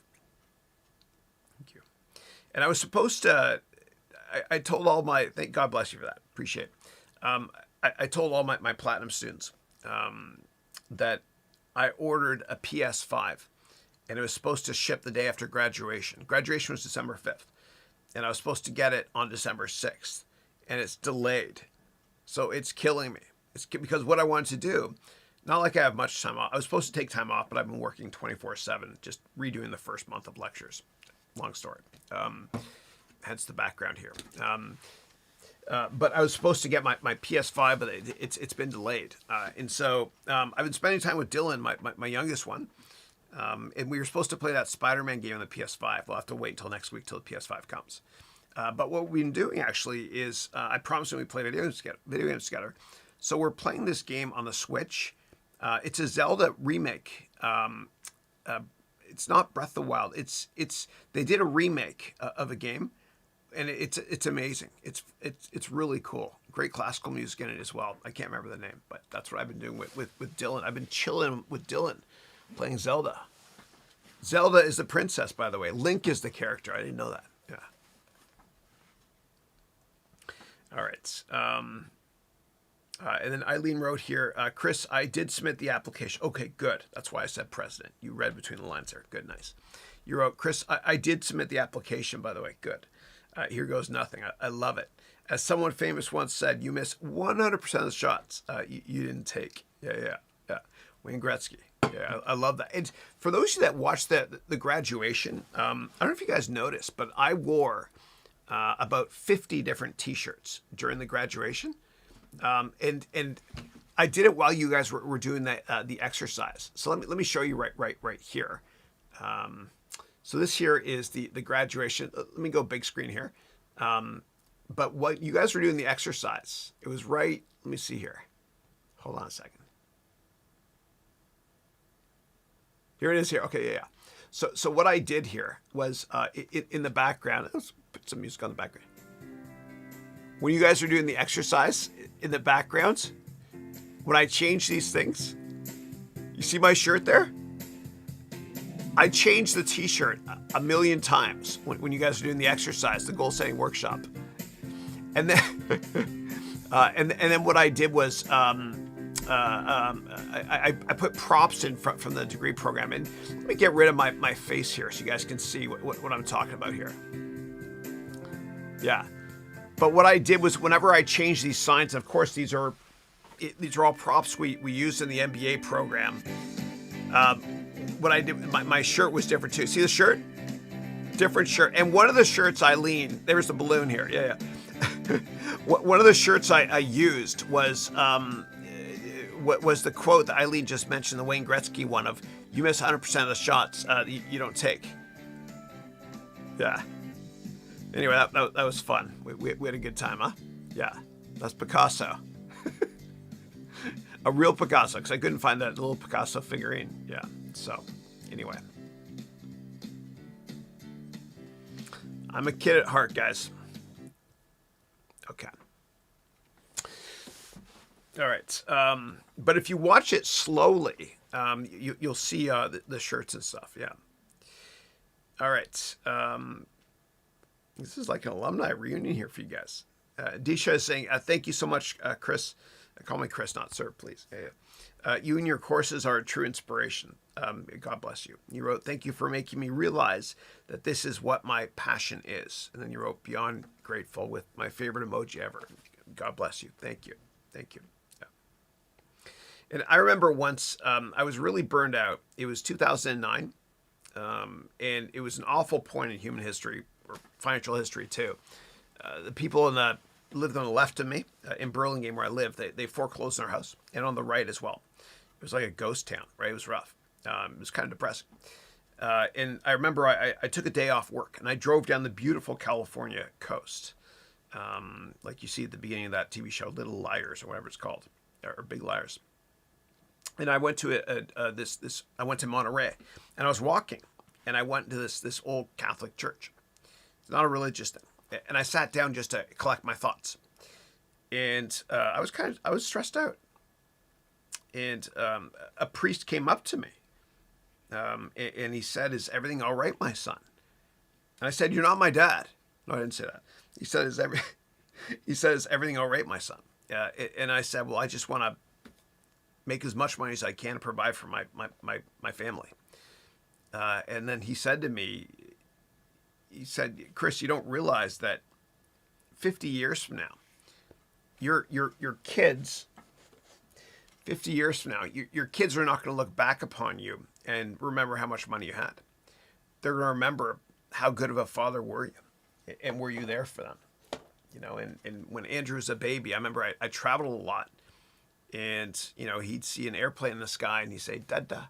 And, yeah, you can't get that time back. You know, it's, by the time your kid is 12 years old, you've already spent 90% of the time you'll ever spend with them. It's true. And that's why with COVID, it's been awful. But the silver lining is I get to hang out with my 16-year-old. I get to exercise with him. And yes, there's attitude, but it's cool. I love him. Okay. And then John wrote here, thanks, Chris. I appreciate all the good you do. My pleasure. Thank you. Thank you. All right. And then Naman wrote here, are there 4 marketing mix PS in total or 7? Yeah, I don't know what that means. A marketing mix. I'm sorry. If that's a framework, let me know. I'm happy to walk you through that. Yeah. All right. And then KC is saying, looking back on the past year, what new insights did you have while teaching the first cohort? Yeah. Well, I was amazed at, we had an amazing first class. And on the first day of class, I said something, which was December 2nd last year. And it's something I'm going to also say again on Monday, first day of class, December 14th for the next crop, which is bullying won't be tolerated. And I didn't, like, you don't have to say that if the culture is amazing. And I didn't have to say that in hindsight, because bullying suppresses ideas and whatnot. Yeah. And everyone's opinion is important. The class was touched by God. I mean, the culture was unbelievable. And I love these students like family. And I never, like, I always knew that I get attached to students and I love helping people. But I never in my wildest dreams would have expected the student body to be that awesome, like good friends. And they networked together and it was amazing. So that's probably I enjoyed it much more than I thought I would. And I enjoyed every second of it, except for one night when I was teaching a certain crypto concept. I felt like that was work. But aside from that, the other thousands of hours of work I put into it was just a pleasure. It was a pleasure teaching and a privilege to be able to teach such amazing students. Yeah. So that's the most important takeaway that I got. Another takeaway I got is that when you're doing these classes and doing live Q&A, when you're getting ready, 5 minutes is hours. So for me, I got up, half an hour before the call started today. I got up at 7:30, call started at 8. And I was able to get ready, make coffee, make my breakfast, everything. You become much more efficient with your time when you're under tight deadlines. Yeah. So there's that. Yeah. I thoroughly enjoyed it. I learned you have to have backup. And that's why I have 4 backup, actually 5 now. American Power Conversion, APC, which is owned by a German company called Schneider. And I bought APC stock when it was publicly traded after 9/11. It was the best investment because backup redundancy. But I have backup batteries, backup everything here. So you can never have enough backup. Yeah. But I enjoyed every second of it. I love my students. Yeah. And the second it becomes a job is the second I got to pack it up, pack it in, and not do it anymore. Yeah. All right. Cool. And then Kapil wrote, I'm learning your financial course on Udemy. I'll opt for your MBA course in the next few months. You are literally, well, thank you for that comment. I appreciate that. God bless you. And you wrote, yeah, thank you. God bless you. God bless you. Thank you. All right. And then give me 1 second, guys. This happens every now and then. It skips on me here when tons of questions get asked at the same time. Oh, we're good. Here we go. We're good. Okay.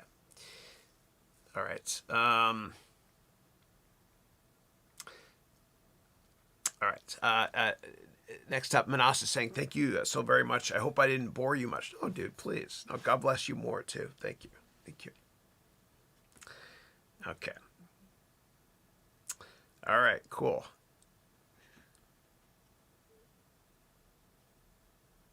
And then Justin wrote, "Thank you for answering my question. My pleasure. And by the way, if if I didn't answer somebody's question, just paste it again, please. Thank you. All right." And then Naman wrote here, "Please confirm whether, pardon me, with the silver program, is there a timeline to complete the course, or can we take as long as we want, doing it at our own pace?" There's never any timeline for any of my MBA programs. So I do have some students, more than a couple, that haven't finished the MBA degree program yet. My platinum students from last year. And it's cool. Take as long as you want. There's no rush. You know, this is meant to be your MBA on your terms. Yeah. And you have access to the material online forever. Yeah. Okay. And then Rose wrote, I can't wait. And Rose, by the way, Rose, one of my amazing platinum students that just graduated. All right.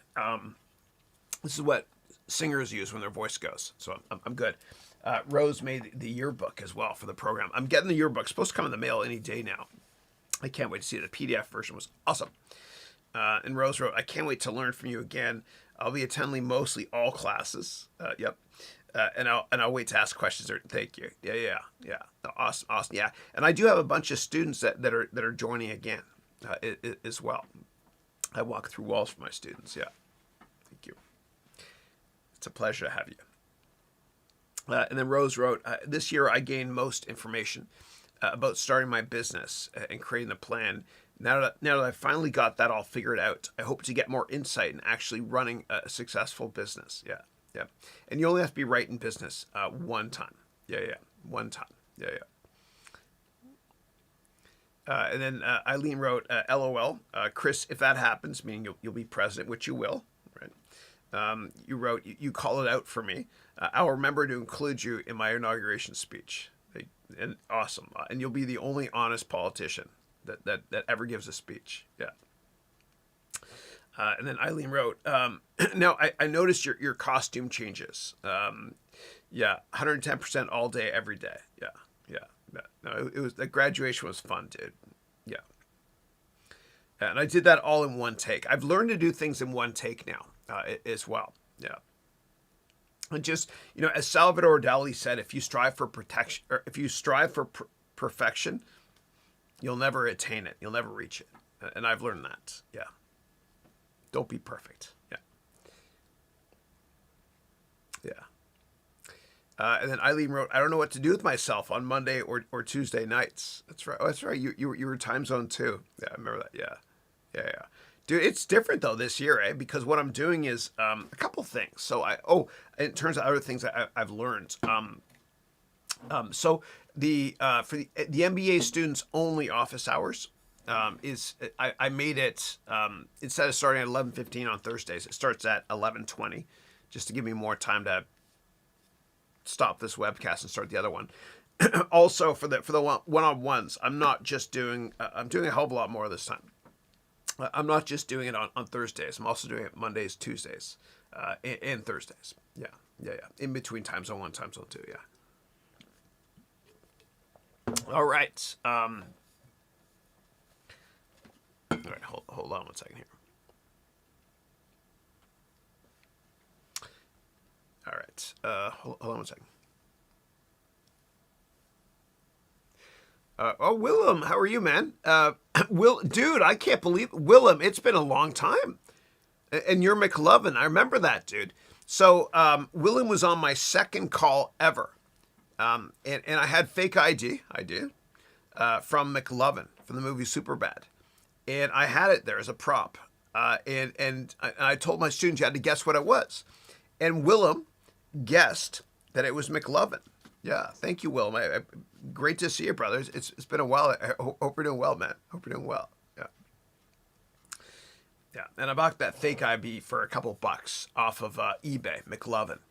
And actually, and for those of you that have seen the movie Superbad, hysterical movie, right? But there's this fake ID. It's so bad. I got to show it you. And I've got a funny story for you on this too. But let's go here to McLovin. Fake ID. I'll show you. Here it is here. So this is from the movie Superbad. It's so bad, this fake ID. It's just one name, McLovin. And it's his picture off on the side. It's ridiculous. But it was in that great movie, Superbad. And I bought it for some prop or something. And I took, I remember Andrew to the hospital years ago when I bought it. He's fine now, my son. But I remember we were checking in.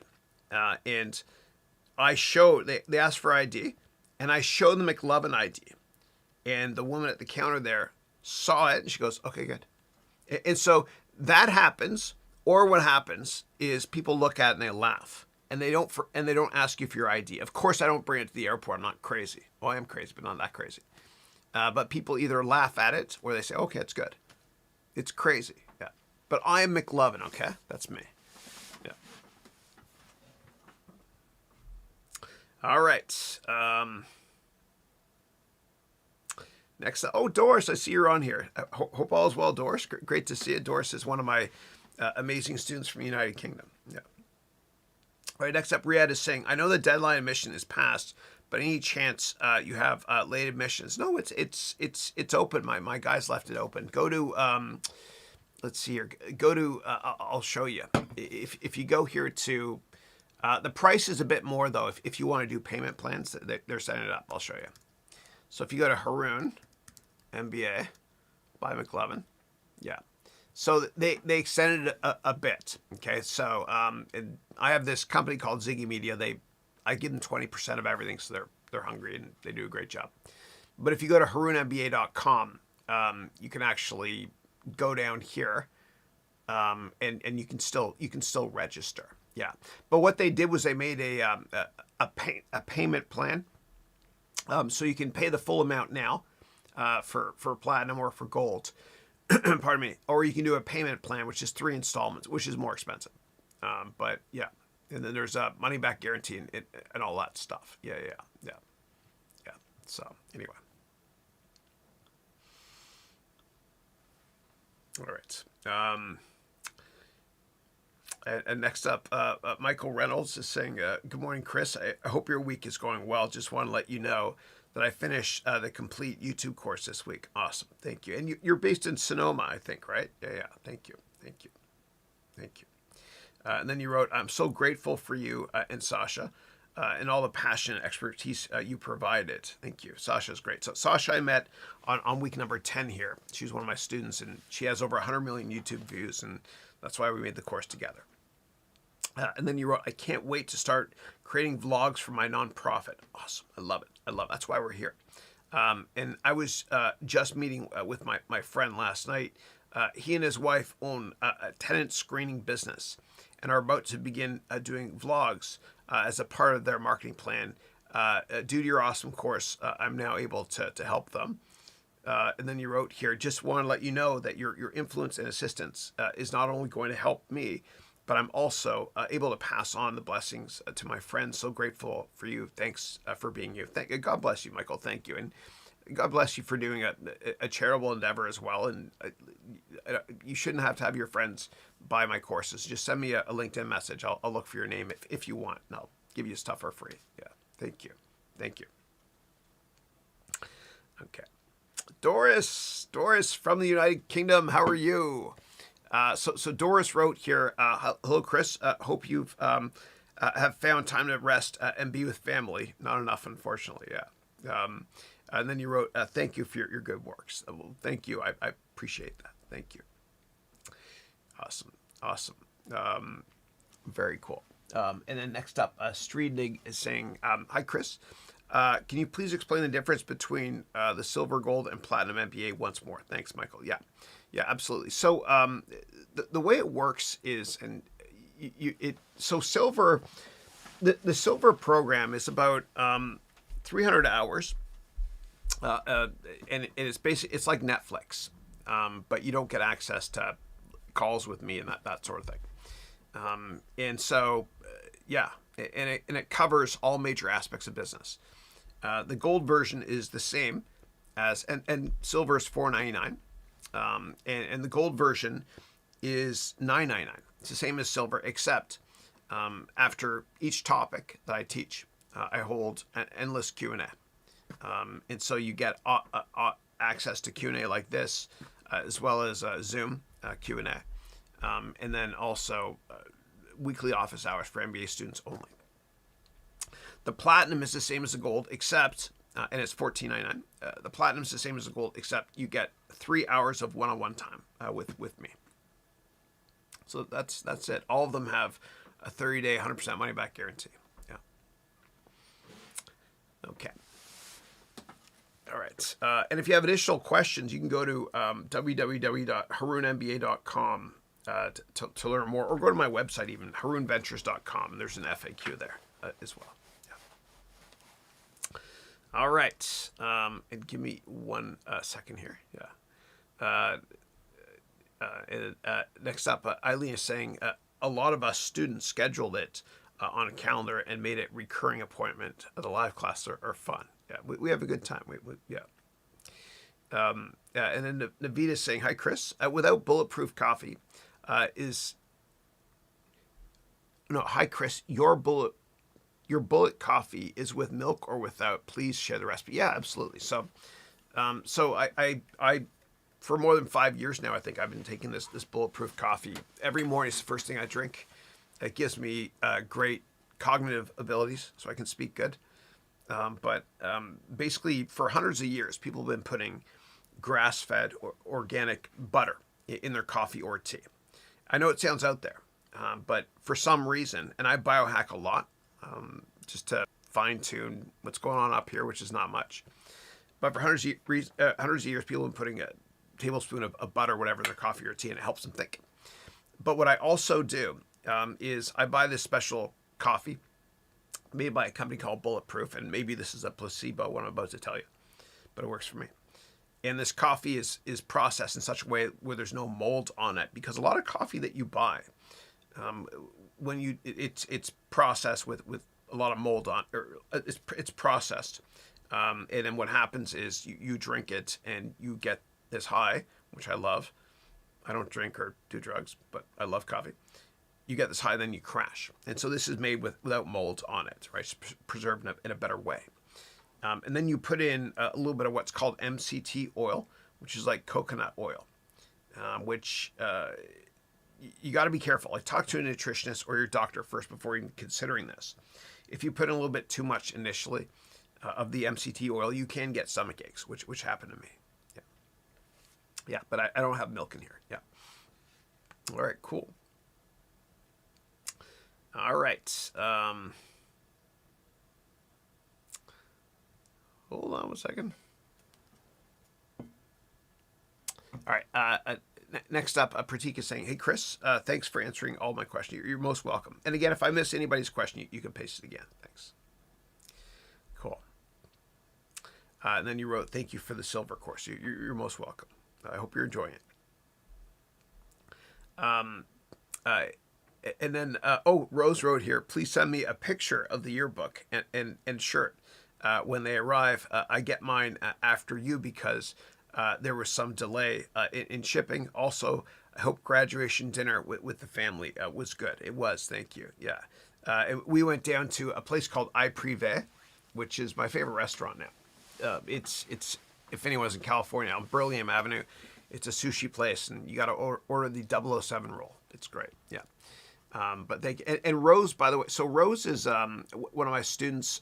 She published the yearbook, which I ordered, and she also does a lot of charity work as well. So let me go here to what is the Project FS? Here we go. Okay. So if you guys want, you can donate here as well. So Rose is part of a not-for-profit, also building schools in Africa. And the way that they make they fund it is through merch. I didn't know you had this. You must have just added this one. I didn't see the merch here for that. I actually saw I think this is the one I ordered here. Yeah. So the proceeds of this by purchasing this shirt go to this wonderful charity. So I will wear this 1 week, Rose, on this weekly call. Yeah. And I'll also take a picture with the yearbook when it arrives. And so thank you for being you and doing what you do. Okay. All right. All right, cool.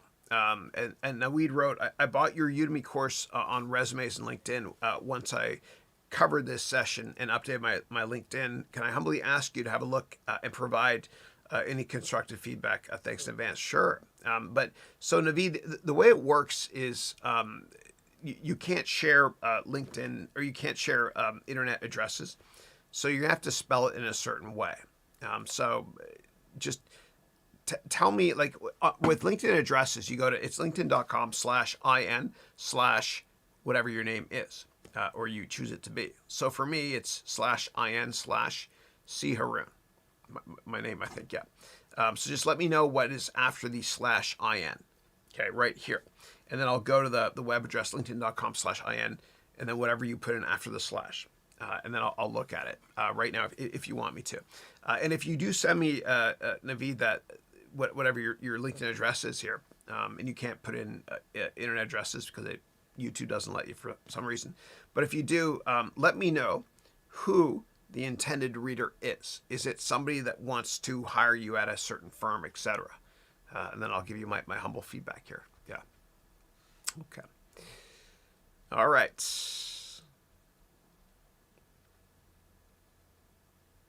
Oh, Doris, thanks for answering there. I didn't know the answer to that question. I love my students. Okay. And then Michael said, we were originally thinking about only using YouTube and LinkedIn for our social media because we really don't respect the other platforms, especially Facebook. I hear you. Yeah.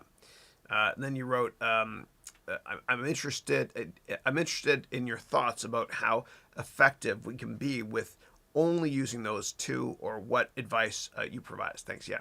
So what I would say, and I'm reading between the lines what you're saying about Facebook too, I think. Yeah. So I think the best way to think about it, Michael, is repurposing of content.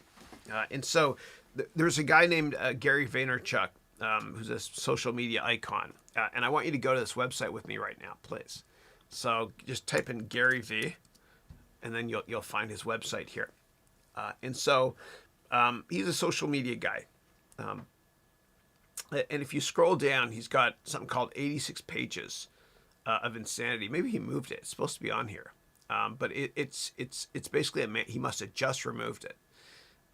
It's a manuscript on how to create content, how to think about the content pyramid, as he calls it. So anyway, it's on here somewhere. 86 pages of insanity. Give me 1 second to find it. Okay, it's worth the wait.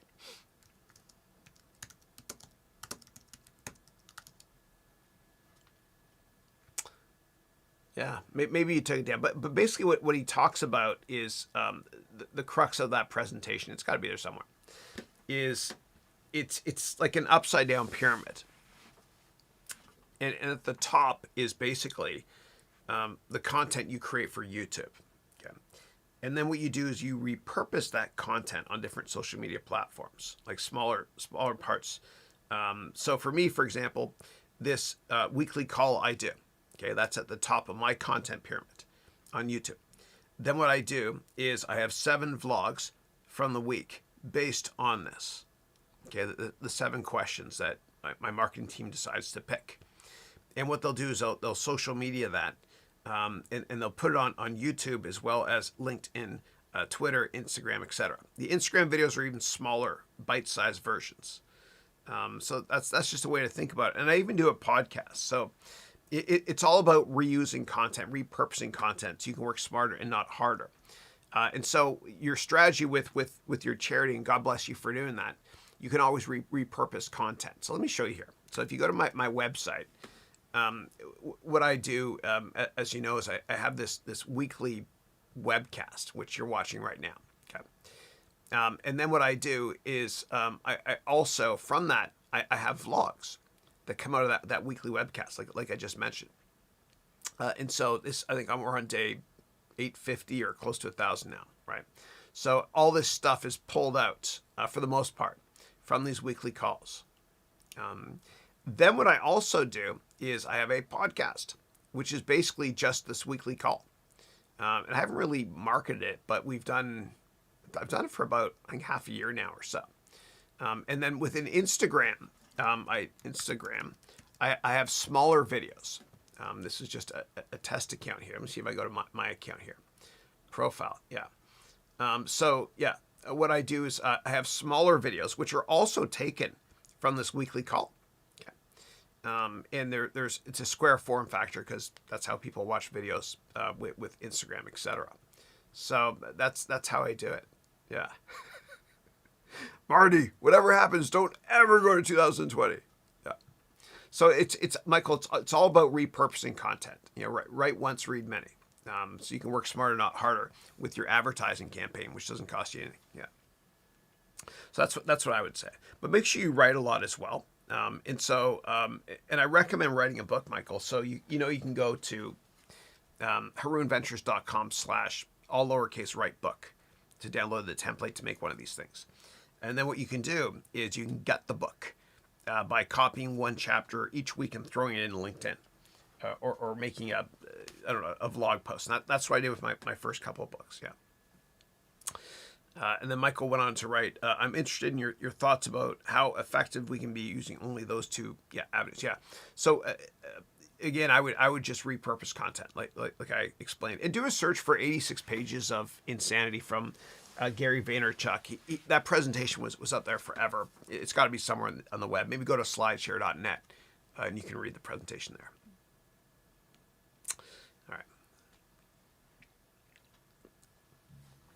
All right, Leo is saying, how do you recommend getting started with buying stocks and getting to know how to use your trading software correctly, like limit order, stop losses, etc. Yeah. So it's hard for me to be able to answer that. There's kind of an elongated process for it, but in the MBA degree program, I provide you with a lot of tools, and here's one of them that I created for you. So this is a framework of 100 different steps for analyzing stocks or any investment. And you answer all these questions, okay? And it's pretty intuitive the way I set it up. And then based on all the questions you answer, what's created for you are a couple things. Number one, this one page right up here. And let me just get rid of my face here so I could show it to you a little bit better, please. 1 second, please. But on this one pager, it analyzes for a company the target price. This is all pretend data. We analyze the fundamentals. Okay, and all this stuff is feeding in directly here. Okay, we look at the valuation, and then lastly the technicals. And this is all based on questions you've answered throughout this entire spreadsheet. Okay, and if you hit print, what happens is you can print it, or you can save it as a PDF, and your name's on the bottom as well, so that when you email it to people, you get credit for it, whatever. And then what's also created out of this is a detailed report of like 114 pages or whatever it is. And so it's hard for me to just tell you in 30 seconds how to analyze a stock. But if you go through all these steps here in my MBA degree program on analyzing a company, etc., this will help you run circles around the competition. Yeah. And I'll never tell my students what stocks to buy. I don't believe in giving people a fish. I believe in teaching people how to fish, so to speak, if that makes sense. Yeah. Okay. All right. And then next up, we got Tanzil, who's saying, what kind of questions should we ask in the first 10 minutes of our meeting with a person whom I've never met before? Suggest questions, please. Yeah. So I would say that in business, relationships are more important than product knowledge. Your network is your net worth. And I know I sound like a broken record player with that, but I can't emphasize enough how important it is to bond before business. And a big rookie mistake that I made in the past when I was younger is jumping into a meeting and talking about business right away. Business is about people, and you got to bond with them first.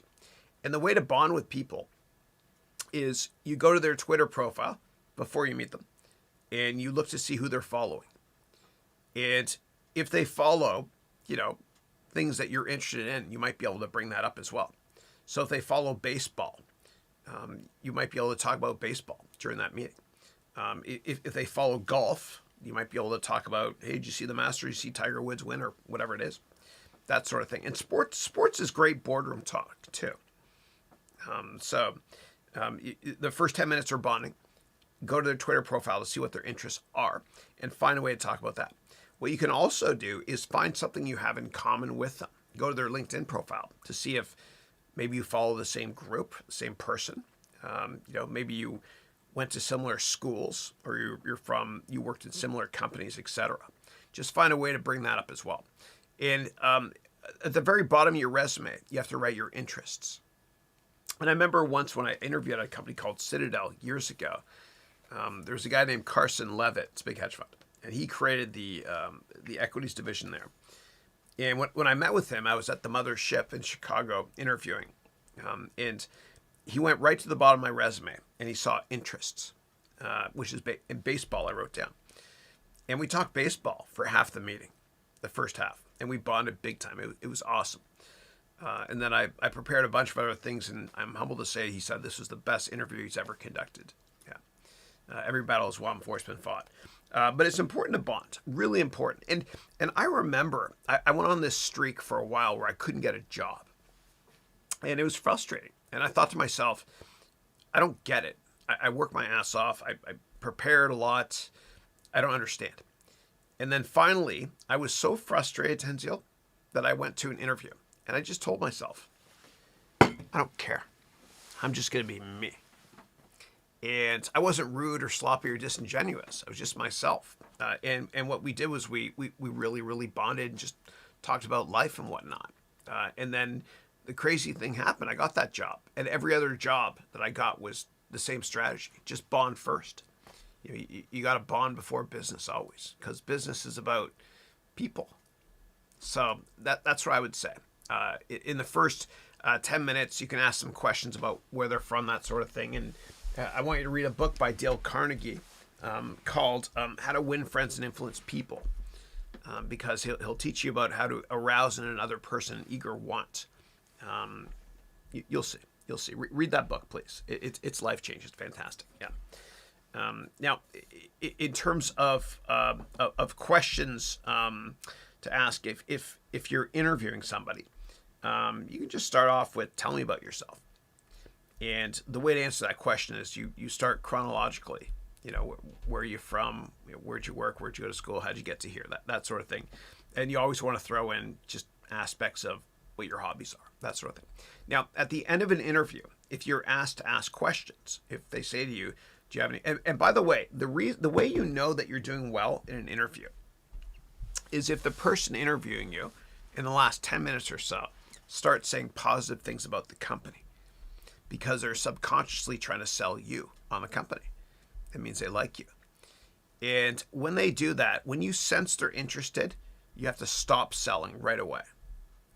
Because one of the biggest mistakes people make in sales or interviews is they oversell. And if you oversell a product to somebody, at first when you're selling it to them and they're interested, they might be like, oh my gosh, I'm going to buy this product. And if you keep selling to them, they might start thinking from a psychology perspective, why is he or she still selling this to me? Am I a sucker? Is this too good to be true? I'm not buying it. The same thing with interviews. Once you sense they're interested and they start talking about the positive things about the company, stop selling yourself. Always. Never sell past the close. But if they ask you, do you have any questions for me at the end? It depends on the rank. If it's somebody that's the same rank as you or slightly one level above you, don't ask hard questions because they'll feel threatened. If it's somebody very, very senior, like a CEO or senior vice president, whatever, the question I always ask, which works well, is this. I ask them, what is the most misunderstood aspect of your business model by potential customers? They love that question. Yeah. So, and if you have follow-ups based on my response there, please let me know. And thank you. All right. And then Doris from England is saying, Chris, what are your thoughts on the new IPOs, especially DoorDash and Airbnb, with the price ranges exceeding the targeted range? Yeah. And so for those who are not familiar with how IPOs work, and Doris is one of my wonderful students that graduated last week, and we did a case study on IPOs. So what happens is that the bankers will set a range where they want to price the IPO. So let's say between 10 and 14 bucks. And they do that by talking to the equity salespeople and equity capital markets, et cetera, and figuring out what demand is for pricing. And what happens sometimes is they misjudge it, and demand is much, much higher. And it prices higher than the high end of the range. And the stock gets a nice 30% pop, which is what should always happen. Otherwise, what's the point of buying an IPO? So that's what happened with the aforementioned IPOs that Doris is talking about. And that's just kind of it's a reflection that this is a healthy appetite for deals and a healthy stock market as well. And you might be thinking, well, Chris, I don't get it. It's COVID. Things are awful. Why are stocks going up? Well, one of the reasons is because interest rates are low. And if interest rates are very low, what happens is people think, well, I'm not going to buy bonds or leave my money in the bank to collect interest because rates are low. So I'm going to invest in more risky asset classes like stocks or cryptos or IPOs. So yeah, and think about it conversely. If the inverse logic is true, if interest rates are really, really high, like they were in the early 1980s under the Fed chairperson Volcker at the time, interest rates were about 20% because inflation was awful. And if interest rates are 20%, then people think, hey man, I'm just going to leave my money in the bank and collect interest. I'm not going to buy stocks. I'm not going to invest in startups. And that's why the stock market did really crappy in the early 80s. And there weren't that many new companies being founded because interest rates were high. And everyone's like, dude, I'm going to keep my money in the bank, make more money instead of buying stocks. Yeah.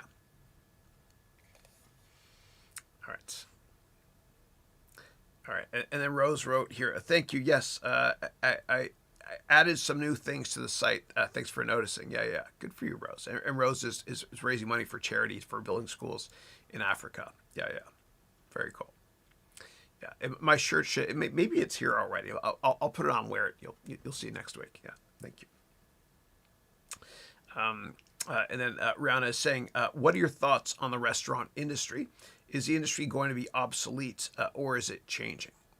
Yeah. So for obvious reasons, because of COVID, the whole sector is getting destroyed. However, fast food restaurants are doing exceptionally well because it's a brand name that people recognize, and also because of delivery to their homes.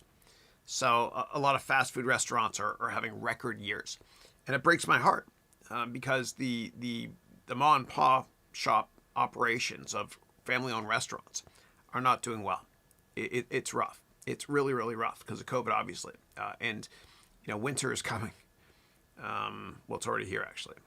So it's only get worse before it gets better. And even here in the Bay Area, like we're not allowed to eat indoors. And I went out to dinner at a nice Japanese restaurant last Saturday after graduation. And we had to sit outside, but they had these nice heat lamps, like the Canadian hockey lamps, to keep us warm. But not all regions of the world can do that. A lot of places are going belly up. It's so sad. But I think that the industry is adapting, just like all other companies are. They're adapting to using online mechanisms to fill a gap. So people are using Grubhub and Uber Eats, etc., to get food delivered to their house. And I have a very good friend. I might do a case study on him in the MBA degree program. He started Chipotle for Arabic food, so to speak. It's a company called Saj, S-A-A-J, Saj. It's here. They have tons of restaurants here in the Bay Area. It's really good. But what he's done is he's done a lot of delivery, which has helped make his business survive. So when life gives you lemons, you make lemonade. With crisis comes opportunity. Right now, this is the time. I was talking to him about it. Right now is the time to raise money to invest in restaurants because no one else is doing it. You always got to invest in areas when it feels uncomfortable, and you got to be a contrarian. So now's the time. Yeah. So, But this will pass. This whole COVID craziness. We've had awful influenza breakouts over previous decades, and there's been an antidote, so to speak, or a vaccine, and we've gotten past it. Yeah. But I do believe that the way that we greet people, no longer hugs unless it's family, or shaking hands. I think it's just gonna be bowing or hey, like that sort of thing. Kind of like when somebody sneezes and you say God bless you or bless you. It was because years ago, if you sneezed, it meant you were going to die because you had the flu. So God bless you. And then what happened was society changed. I remember in Canada, the government put a lot of, when I was a little kid, a lot of advertisements to don't cough in your hand, cough like this. It's socialized medicine. That's why, right? The government foots the bill. So we'll just adapt. So no more of this. It's just going to be, hey, like that. Or maybe it'll be like in Japan where you bow a bit. Who knows? Yeah. But I got to tell you, I have a lot of friends and family members that are getting sick a hell of a lot less often now. And it's because, well, we wash our hands a lot more now, and we don't touch our faces, which is how this is why doctors don't get sick. They don't touch their face and they wash their hands a lot. Yeah. All right. Next up, Pratik is saying, how many videos do you have on your channel? I guess it's more than 1,000. Yeah. So it's, yeah. And then you wrote that. That's great. You're truly inspiring. No, thank you. No, and I made a lot of mistakes, man. Like if you look at my earlier webcasts, they were a disaster compared to now. But you just gotta say, I don't give a damn. And just put out content and know that it's going to get better. Yeah. So I probably have more than 1,000. Yeah. I'm not sure. Yeah. All right. And then Pratik wrote, I had put the Marty joke in my Instagram story. Oh, cool. Don't ever go to 2020. And then Michael from Sonoma here, who started a charity, God bless him, wrote, fantastic. Thank you so much. Also, I Googled 86 pages of insanity by Gary Vee and I found it. Oh, good. Awesome. And then you wrote, also, we plan to write a book using your template. 101 best tips for your recovery journey. Good for you. God bless you, dude. And Michael, when you get that done, let me know. And I know that we had a great call together a while back.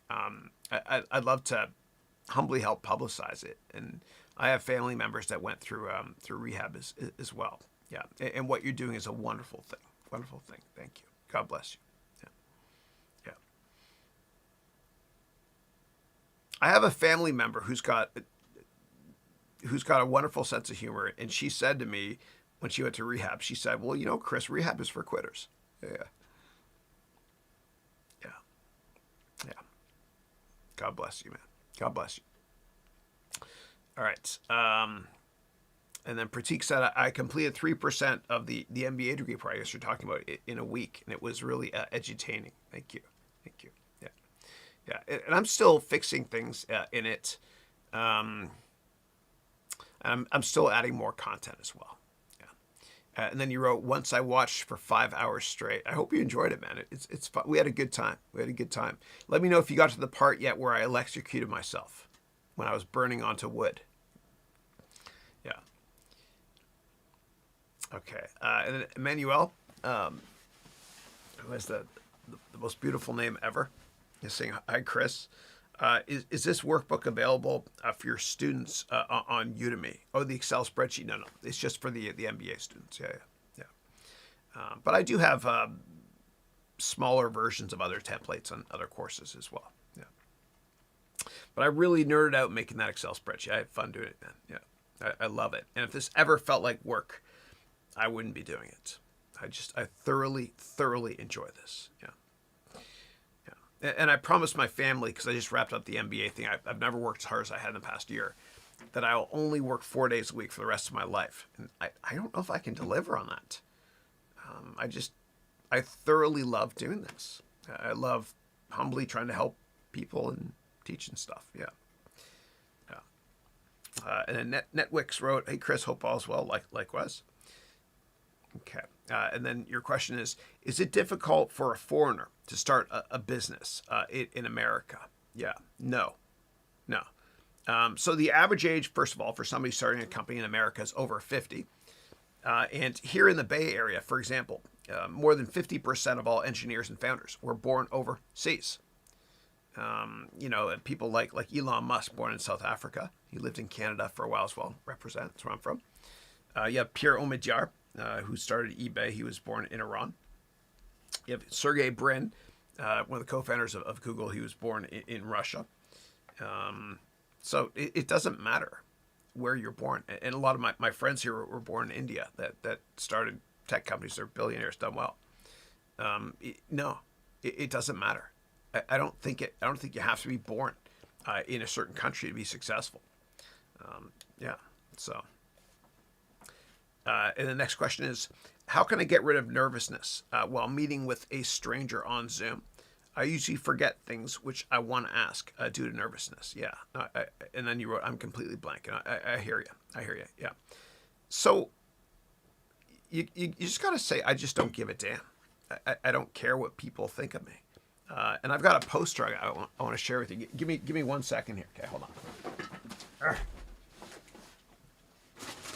This office is messy.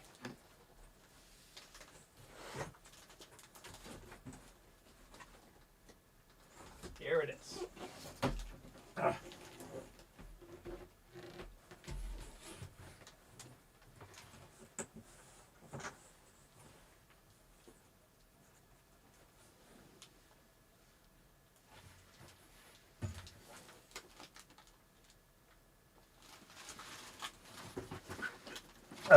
Sorry about that, guys. All right.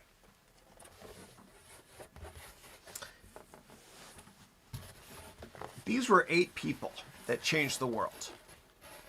These were 8 people that worked for a jerk named William Shockley. These were 8 people that were sick of playing politics and just wanted to be themselves and live their lives in their own terms. And so we called these people the Traitorous 8. And they were sick of not being themselves. And by being themselves, they reinvented the world. So who are these people? Well, you recognize a lot of the companies that people here created. This here is the co-founder of Intel. This here is Eugene Kleiner. Where's Eugene? He's right here. Eugene Kleiner, Sarah Kleiner Perkins. And the rest of them are the who's who in the semiconductor industry. So they worked for Shockley, and then they quit, and they started Fairchild Semiconductor. That's F for Fairchild. And we call these people the Traitorous 8. And they changed the world. Because what happened was, in the 1960s, America was brokenhearted in the early 60s because Russia, their biggest enemy and rival, Russia put the first person into space with Sputnik. And so, American morale was quite low, and they felt threatened. And so what the Kennedy administration did was they created NASA. And NASA's goal was to put the first person on the moon. Now, in order to do that, you needed to be able to fit 100,000 little transistors into the fuselage, meaning the top part of a rocket. And nobody could do that.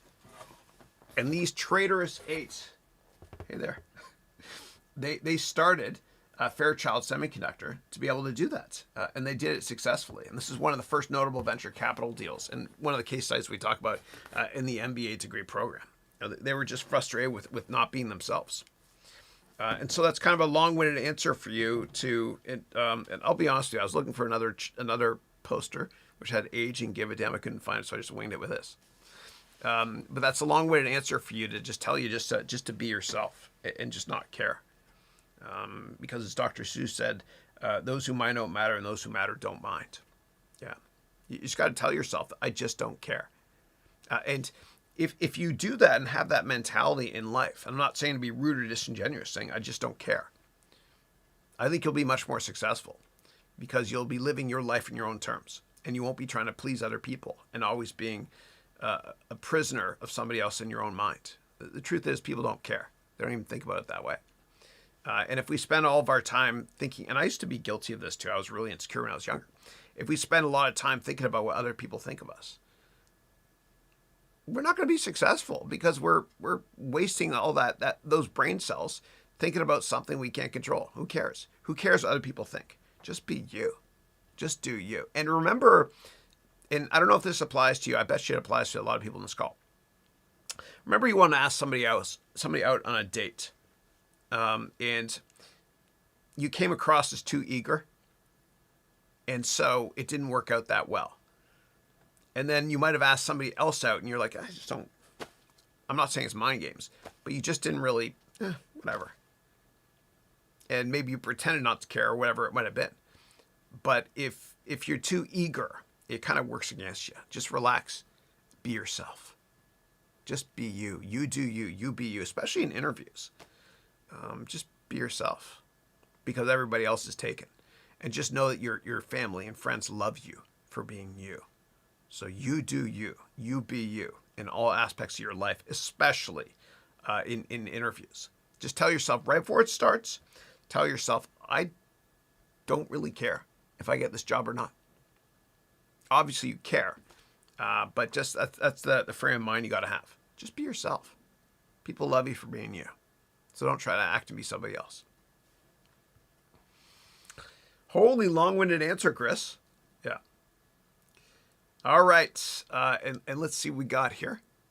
Juan Carlos, last question here. Is saying, what are your thoughts on Tesla? Are you bullish on it? Yeah. I don't really have any thoughts on it. I think the valuation is a little bit lofty. I prefer to buy stocks when America's on sale, so to speak. I love investing in broken stocks, but not broken companies. And when Tesla's stock breaks next, maybe I'll accumulate it then. Yeah. But I always believe in investing in companies based on the quality of the management team. And I am a huge fan of Elon Musk, kind of like I'm a huge fan of Jeff Bezos. All right. And I think that's probably it for today, right, guys? Let me see here. Hold on a second. Yeah. All right, great. Awesome. And Pratik's saying, have a nice day. Same to you as well. And so within 24 hours, somebody on my team will transcribe the whole call and put in all the questions into the description field so you can get clickable access as well.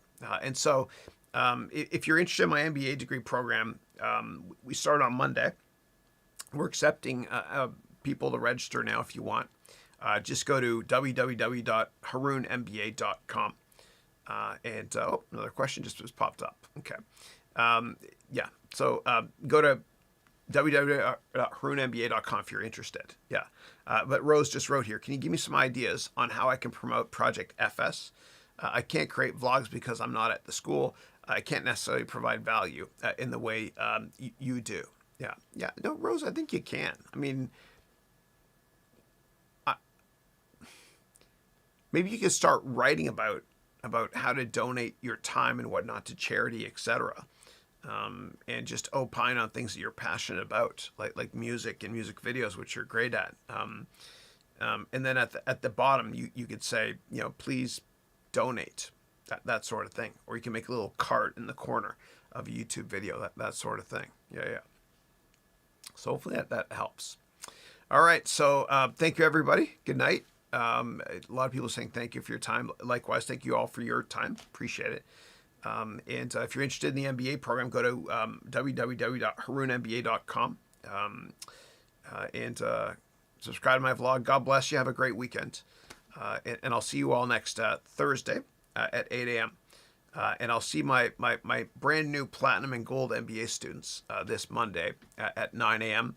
And if you've not gotten an email yet from me regarding it, then please email admissions@harounventures.com. Thanks, guys. Take care.